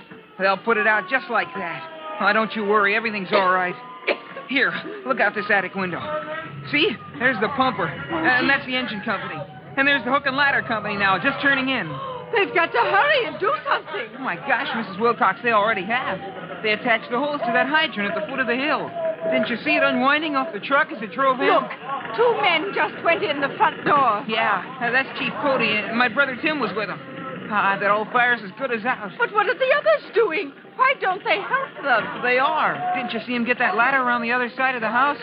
They'll reach the window, and at any minute you'll see a fireman poke his head in, and he'll have a hose, and... Thank heaven, here they are. Oh, hiya, Tim. Hello there, Chief Cody. Might have known we'd find your kid brother in the middle of things, Tim. Yes, sir. You and the lady keep out of our way, Jimmy. How's it look, Chief Cody? That chemical extinguisher you've got should do the job, Tim. Let her go. Yes, sir. Hey, you, Al. Get off that ladder and climb in through the window. Oh, never mind the line for now. Get that axe out of your belt and get ready for work. Chemicals will take care of this, Chief. How about outside on the roof? It's a shingle roof. We'll give it a good wetting as soon as you cut down the flames. Yes, sir. Now get in there, Al. He's chopping through the roof. Make him stop. Now listen, lady. As far as the eye can tell, your fire's as good as out. But it may have eaten its way in between. Fire's under control, Chief. Oh, good. Report to me downstairs when the men take over on the roof, Tim. Yes, sir. Mrs. Wilcox, you and Jimmy come with me. We'll find Trudy, and the four of us will have a little talk. A few minutes later, Tim Collins joins his young brother and sister in the cluttered living room of the old mansion. Chief Cody is scratching his head and looking very puzzled. Oh, look, Mrs. Wilcox, fires don't start all by themselves. At least, well, how about it, Tim? Any chance of spontaneous combustion up there? No possibility, Chief. No oily rags or anything like that up there. Well, if so, that's about all that's missing. That attic's a fire hazard, Mrs. Wilcox. That's what Jimmy told her, Chief Now, Cody. you keep out of this, young woman. No, Jimmy's too excited to think straight. You tell us what happened, Trudy. Now, Chief Cody, I've already told you what happened. I saw the children to the landing, and then I went back to the attic to sort a few things out. You say you'd left that lamp there by the closet? Yes, but not close enough to catch anything on fire. I'm very careful. But you must have done something careless. I repeat, sir, I did absolutely nothing. I hadn't been back in the attic 30 seconds. I wasn't anywhere near the closet. But suddenly I heard a peculiar noise, and I turned around to find it ablaze. I'm sorry, but fires don't just happen out of nowhere. Carelessness, accidents, sometimes set deliberately. Of course. That's it. The fire was started before I returned to the attic. I just didn't see it till it blazed. What do you mean? They came here begging for something for their sale. Talking of fire, too, I might add. Why, that boy can't think of anything else. What are you getting at? That closet. It was set on fire. There's no other way. Somehow, just before they left, those children set my house on fire. Chief Cody and rookie fireman Tim Collins look at each other in stunned surprise. Old Mrs. Wilcox is in dead earnest, and a serious charge like this must be quickly disproved. But how? That's the question. To learn what happens next, be sure to listen to our next true-to-life episode of the Firefighters.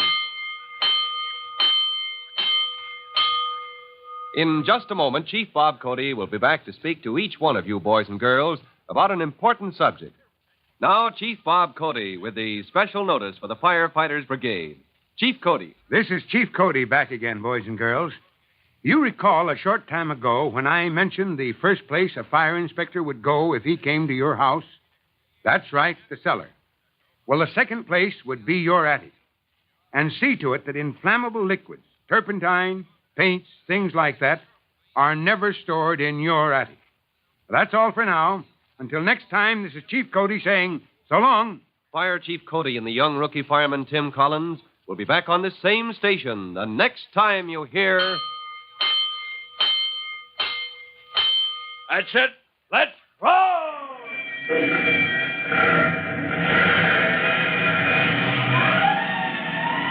Let's go! Firefighters!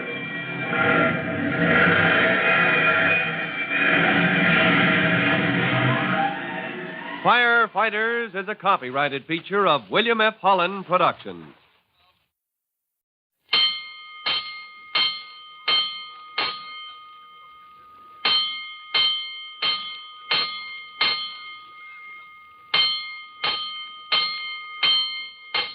Five bells.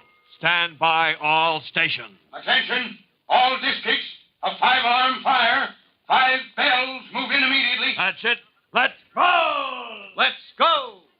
Firefighters!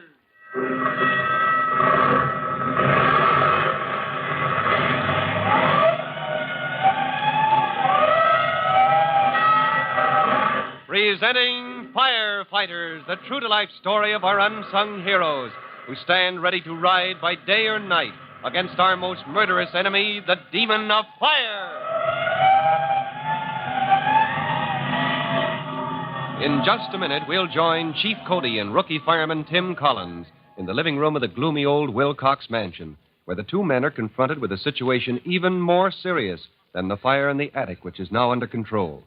Earlier, Tim's younger brother and sister, Jimmy and Trudy, had been frightened by old Mrs. Wilcox's odd behavior and by the reputation the house has for being haunted. And now it begins to look as though they had good reason. Let's go, firefighters. Let's join our friends in the old mansion that Jimmy and Trudy Collins had been so glad to get out of a short time ago. Of course, they'd been pleased when Mrs. Wilcox gave them a rare old cup and saucer, an ancient snuff box she'd found in the attic. It looks as though the antique sale they planned to hold for the benefit of the junior firefighters was off to a good start. But then came the attic fire that had brought Chief Cody and rookie fireman Tim Collins to the scene.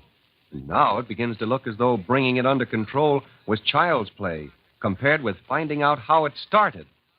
As Chief Cody said impatiently to Mrs. Wilcox a moment ago, I'm sorry, Mrs. Wilcox, but fires just don't happen out of nowhere. Carelessness, accidents, sometimes said deliberately. Of course. That's it, Chief Cody. The fire started before I returned to the attic. You mean when my brother and sister were still here? Yes, Mr. Collins. I didn't see it till it blazed, but... What do you mean? They came here begging for something for their antique sale. Talking of fire, too, I might add. Well, that boy can't think of anything else. What are you getting at? That closet in the attic, it was set on fire. There's no other way. Somehow, just before they left, those children set my house on fire. Oh, now, wait a minute, Mrs. Wilcox. I know my kid brother and sister better than that. You tell her, Tim. Gosh, we wouldn't do a thing like that. Well, of course we wouldn't. I think you'd better let Tim and me handle this, Trudy. But Mrs. Wilcox ought not to say a thing like that, Chief Cody, after all Jimmy did for her. Did for me? Well, I like that. Who was it rummaged round my attic and found those things for your antique sale? Well, you did, Mrs. Wilcox. Well. It was swell of you to give us something, but... Jimmy, why don't you take Trudy out and show her the pumper, the hook and ladder truck, huh? But, well, is that in order, Chief? Yes, I guess we'd better put it that way, son. All right, sir. Come on, Trudy. I still don't think that's a very nice thing for Mrs. Wilcox. Trudy doesn't realize what a serious charge arson is, Mrs. Wilcox. But I think young Jimmy does. Do you? Yes. And I wouldn't have made it, Chief Cody, if there was any possible way that I could have caused this fire myself. Well, sometimes a person does something he's not aware of. Oh, Mr. Collins, now I know how you feel. They're your brother and sister. But I've always been terrified of fire. I'm extremely careful. Not altogether, Mrs. Wilcox.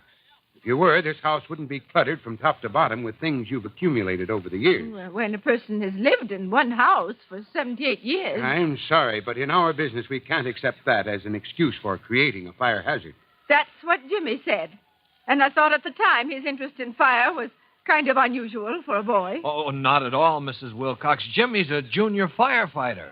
Fire prevention is a hobby of his. And if I don't miss my guess, he loves the excitement of a fire, the trucks and everything. Well, within reason, that's perfectly natural and understandable. Well, then, isn't it understandable that he might want to make that excitement sometimes? Oh, so that's what you're getting at. You mean, Mrs. Wilcox, that Jimmy might... Mr. Collins, you'll have to admit that your brother turned in that alarm awfully fast. Oh, but it's the first thing he'd think of. It's a mite peculiar how fast he thought of sending his sister to call you firemen and getting back here before it had hardly started. That's what Trudy meant by his helping you, Mrs. Wilcox. How do you know what he did? Well, a fireman can size up the situation pretty quick, Mrs. Wilcox. Don't you think we noticed the attic door was closed, the skylight broken? That's another thing, his destroying my property. I'm telling you here and now, if Jimmy hadn't known something about ventilation, that fire would have spread down into this house. Yes, ma'am, and you'd have had a real fire on your hands instead of just that corner of the attic. You're saying that he started this fire just to have a chance to practice what he's learned? Oh, good grief, Mrs. Wilcox. Now, take it easy, son. Take it easy. We'll get to the bottom of this before the trucks roll back to their stations. Okay, sir, but... Well, it's not fair for Mrs. Wilcox to make a serious accusation against my kid brother and sister unless she actually saw something suspicious. Did you, Mrs. Wilcox? Why, no. But I didn't have my eye on them all the time. I was looking for something I could give them. Well, that at least was thoughtful of you. Well, but it's another possible reason for their doing what they did. Perhaps they were mad at me. Thought I hadn't given them enough. I thought they seemed very grateful. Well, anyway, looking among my things stored up there, it brought back a lot of memories, Chief Cody. I didn't pay strict attention to what they did every moment. Well, frankly, I'm more interested in you and what you did with that lamp that you took up there. Well, I told you. I set it down on the floor outside the closet. Yes, but fairly near it, Mrs. Wilcox. Were there any clothes, anything inflammable hanging directly above it? Oh, land's sakes, Chief Cody. I know that lamp gives off heat. Yes, but Mrs. Wilcox, you see, there's such a thing as invisible heat.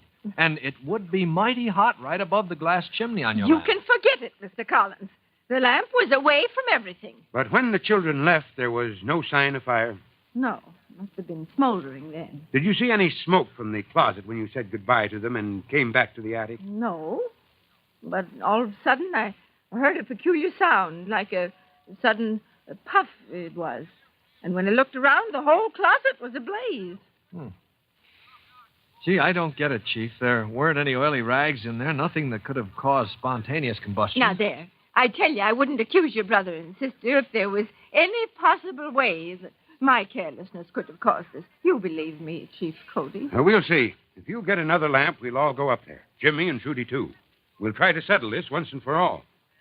Meanwhile, Jimmy sits on the front steps of the old mansion.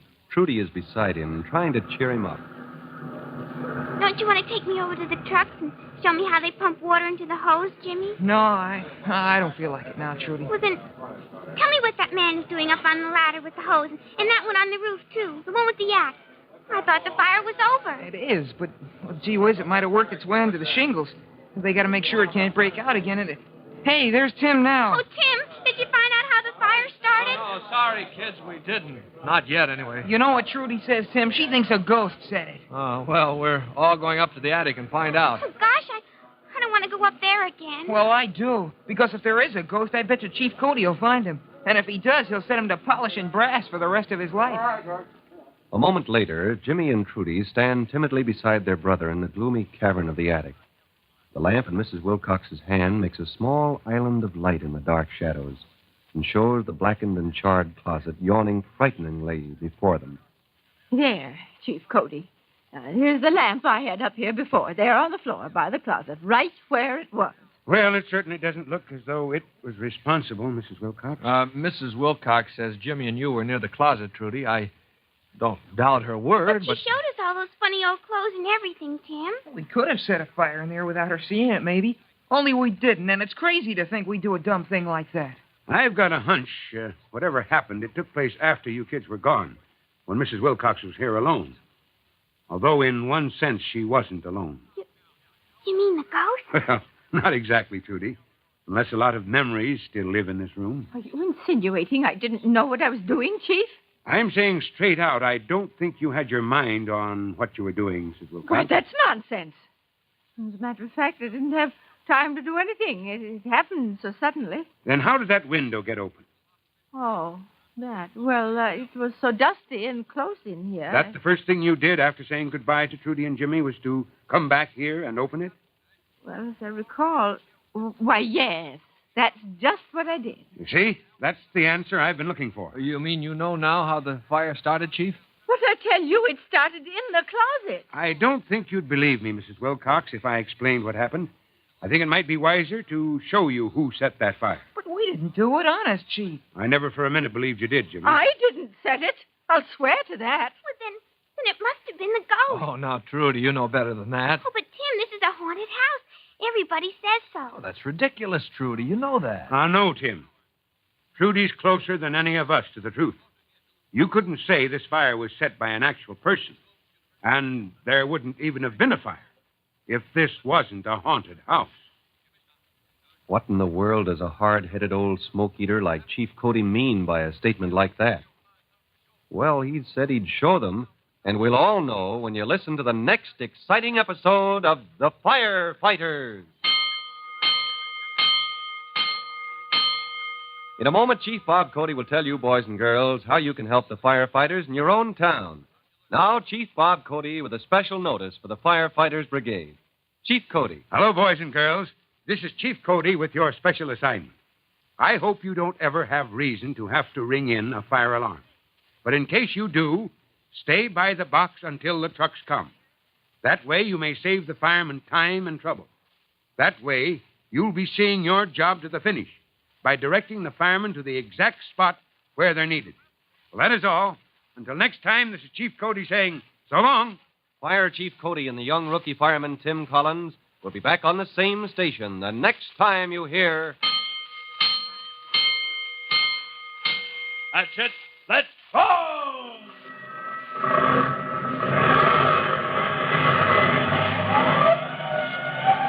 Let's go! Firefighters! Firefighters is a copyrighted feature of William F. Holland Productions.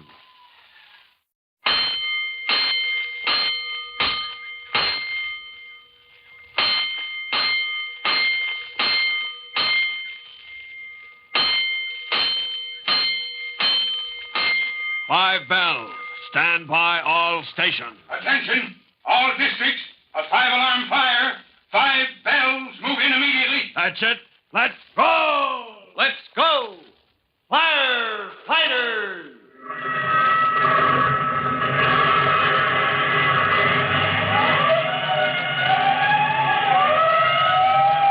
Presenting Firefighters, the true-to-life story of our unsung heroes who stand ready to ride by day or night against our most murderous enemy, the demon of fire. In just a moment, we'll join Chief Cody and rookie fireman Tim Collins in the old Wilcox mansion, where Tim's young brother and sister, Jimmy and Trudy, had come earlier to ask for a donation for the antique sale which the junior firefighters planned to hold. The fire, which had broken out in the attic closet almost immediately after the youngsters left, has quickly and easily been put out. But it brought Jimmy and Trudy face to face with a very serious charge, for Mrs. Wilcox accuses them of setting it. Let's go, firefighters. Let's join Jimmy and Trudy Collins in the gloomy old attic of the Wilcox mansion, which had seemed so scary when they had been there alone with old Mrs. Wilcox shortly before the fire broke out. It is still cluttered with trunks, furniture, and clothing of a bygone era, but now one end, where the closet had been, is blackened and charred. Chief Cody stands before it with a lamp held high, causing Mrs. Wilcox's shadow to stretch back toward the children who huddled close to their brother Tim. A quick look around, a few sharp questions, and then Chief Cody says, Well, Mrs. Wilcox, I don't think you'd believe me if I explained what happened. I think it might be wiser to show you who set that fire. But we didn't do it honest, Chief Cody. I never for a minute believed you did, Jimmy. I didn't set it. I'll swear to that. And then if it wasn't Mrs. Wilcox, it must have been the ghost. Oh, now, Trudy, you know better than that. Oh, but Tim, this is a haunted house. Everybody says so. Well, that's ridiculous, sis. You know that. No, Tim. Trudy's closer than any of us to the truth. You couldn't say this fire was set by an actual person. And there wouldn't even have been a fire if this wasn't a haunted house. These children must have set it, Chief Cody. And if you think you can protect them with nonsense like that... Nonsense, you call it, Mrs. Wilcox? Tell me, why did Jimmy and Trudy come here? Why, to ask me if I had some old things stored away that I'd give them for their antique sale. You were awful nice to give us that old cup and saucer and that snuff box thing, Mrs. Wilcox. That's why we don't see how you can be so mean to think we'd set your house on fire. Isn't that right, Jimmy? Now, you kids let me have the floor a minute. Jimmy's closing this attic off. He's breaking that skylight while Trudy was sending in the alarm. Probably saved your house. My haunted house, Chief Cody? Yes, yes. To put it bluntly, any house that's allowed to become a fire hazard like this has is haunted, Mrs. Wilcox. It's haunted by the possibility of fire, day in and day out. Oh, ridiculous. I told you how careful I am. Fires don't start of their own accord. And anyway, the fire started in the closet. The lamp was on the floor outside it. Don't you think I know enough to keep it away from any of those clothes that might have been hanging above it? Well, I suppose so. Oh, gee, Chief, I give up. Me too. What happened, Chief? Tim, you had my permission to stay on after the rescue company left. But I believe the engine and hook and ladder companies haven't finished securing them. That's right, sir. All right. Well, tell them to stand by a few minutes longer. Oh, if they've still got a line up on the roof, keep it there. Yes, sir. They finished wetting down the shingles just as we came up here, Chief. Anything else? Yes. Round up a couple of chemical extinguishers and any rookies like yourself who could profit by a lesson in fire prevention. Get them up here, huh? Right, sir. There's just one other thing. Yes, I know, son. Phone your mother. Tell her the kids are safe and sound. Yes, sir. Tell her Chief Cody says he'll have them home in time for dinner. A few minutes later, Jimmy and Trudy are sitting uneasily on a trunk at the opposite end of the long attic from where the fire had been. The lamp on a high box nearby provides a dim pool of light. But beyond it, the room is dark and shadowy. I wish they hadn't left us alone, Jimmy. Oh, gee whiz, what are you scared of, Trudy? Chief Cody and Mrs. Wilcox will be back in a minute. I think he had something to tell her he didn't want us to hear. You think that he didn't want to frighten us? No, I bet you he's going to warn her against accusing people of setting fires. She ought to be more careful. But she didn't set it herself, Jimmy. Not really, I mean. Well, she did and she didn't, if you ask me. That's a funny thing to say. I figure she did something without knowing it, Trudy. And stop looking over your shoulder like that. You make me nervous. But even Chief Cody said this was a haunted house and that it was true about, well, the ghost. He didn't mean it like it sounded. You know how grown-ups talk sometimes. Maybe. I wish I knew what he was going to do. Well, we'll soon find out. Here he comes with Mrs. Wilcox. Yeah. And there's Tim and some of the other firemen. Mrs. Wilcox has given me her permission to try a little experiment. I'd feel kind of guilty about it, but, well, she's made certain serious charges about a couple of young friends of mine. But you haven't yet disproved, Chief Cody. I will, although you're forcing me into doing it in a way I don't exactly approve of. Is this going to be dangerous in some way, Chief? It would be for the average person, Tim, but we've got every factor under control. I'm taking no chances. Look, Trudy, that closet the chief's opening is just like the one at the other end of the attic. That's right, Jimmy. If you look carefully, you'll see this end of the room is exactly like the other in every detail. Oh, I get it, Chief. You can duplicate exactly what happened at the other end before the fire. Even to taking a look at some of the things Mrs. Wilcox has stored in here, Tim. Now, these clothes I'm taking out of the closet, for instance. Oh, gosh, are those clothes dusty? It's just like before, Jimmy. There was a regular cloud of dust, remember? Here. You take one pile of these dresses and things, Jimmy. You take another, Trudy. And both of you move back now. Chief, now, is it necessary to take all those clothes out of my closet? You'll thank me for it in a minute. This dust is terrible, Chief. Don't you think we should open a window? Now, we'll get to that. You just stand by with that extinguisher, son. All right, now the dust has settled down enough so you can move that lamp to the exact spot it was in, Mrs. Wilcox. This seems pretty childish to me. Even you can't make a fire appear out of nowhere, Chief Cody. I'm not going to. You're forgetting this is the opposite end of the attic, Mrs. Wilcox. That lamp was on the floor on the other side of the closet. Oh, yes, so it was. But it was just outside it, don't forget. Even if you hadn't taken those clothes out, the lamp isn't near enough to set them on fire. I agree. The important thing is that it was between the closet and the window. Plus, Switch, I think your lamp was a bit closer to the open closet than you have it now. Well, perhaps it was. There.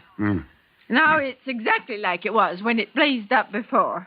And may I point out, nothing has happened. You haven't yet duplicated everything you did. Will you go over and open that window now? Well, certainly. I agree with Mr. Collins. We could stand a little air in here. There we are. It's a nice breeze. Hey, the closet's on fire. Tim, do something. Put it out. Oh, help! My house is on fire. Okay, Tim. Move in with your extinguisher. Yes, sir. Maybe Mrs. Wilcox is convinced now. A little more to this side, Tim. Yes, sir. All right, there. That's got it.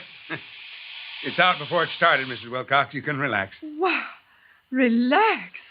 Why, of all things. Fires can sometimes start out of nowhere, you see, if you provide all the factors they need. Yes, sir. Dust combustion. So that was the answer, Chief. Well, I still don't understand what happened. I wouldn't believe it if I hadn't seen it with my own eyes. Well, that's why I had to go to extremes. It was the only way to teach you a needed lesson, Mrs. Wilcox. Dust particles suspended in the air are not hard to ignite. Certain kinds of dust are downright explosive. But It's bad enough here in the room.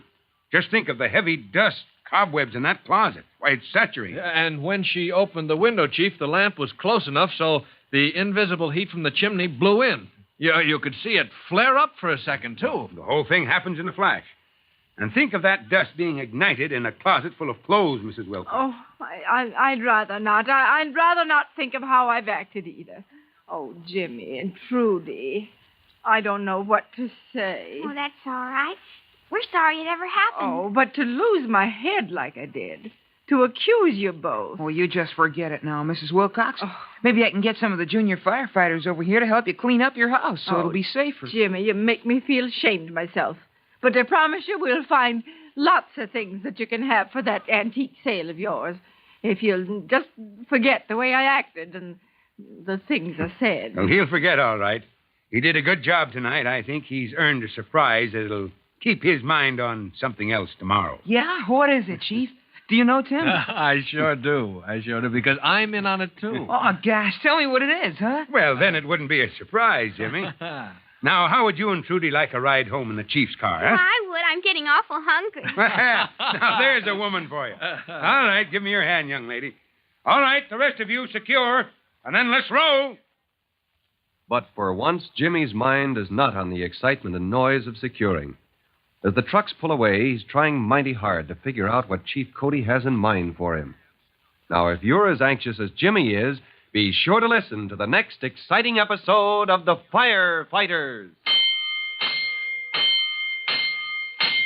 In a moment, Chief Cody will be back with a word for you boys and girls. And now here's Fire Chief Bob Cody with a very special notice for the Firefighters Brigade. Chief Cody. This is Chief Cody back again, boys and girls. Firefighters, attention. After what happened in the old Wilcox mansion, I shouldn't have to say this, but I can't repeat it too often. Never poke around in dusty closets with a lamp, a candle, or lighted matches. Dust is inflammable. Now, if there's not enough light in the room, use a flashlight. Now, let me repeat once more.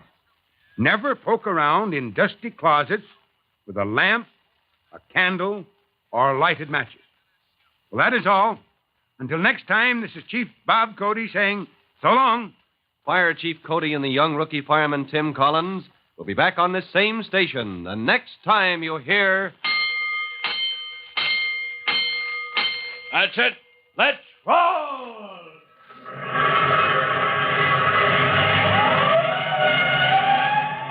Let's go! Firefighters!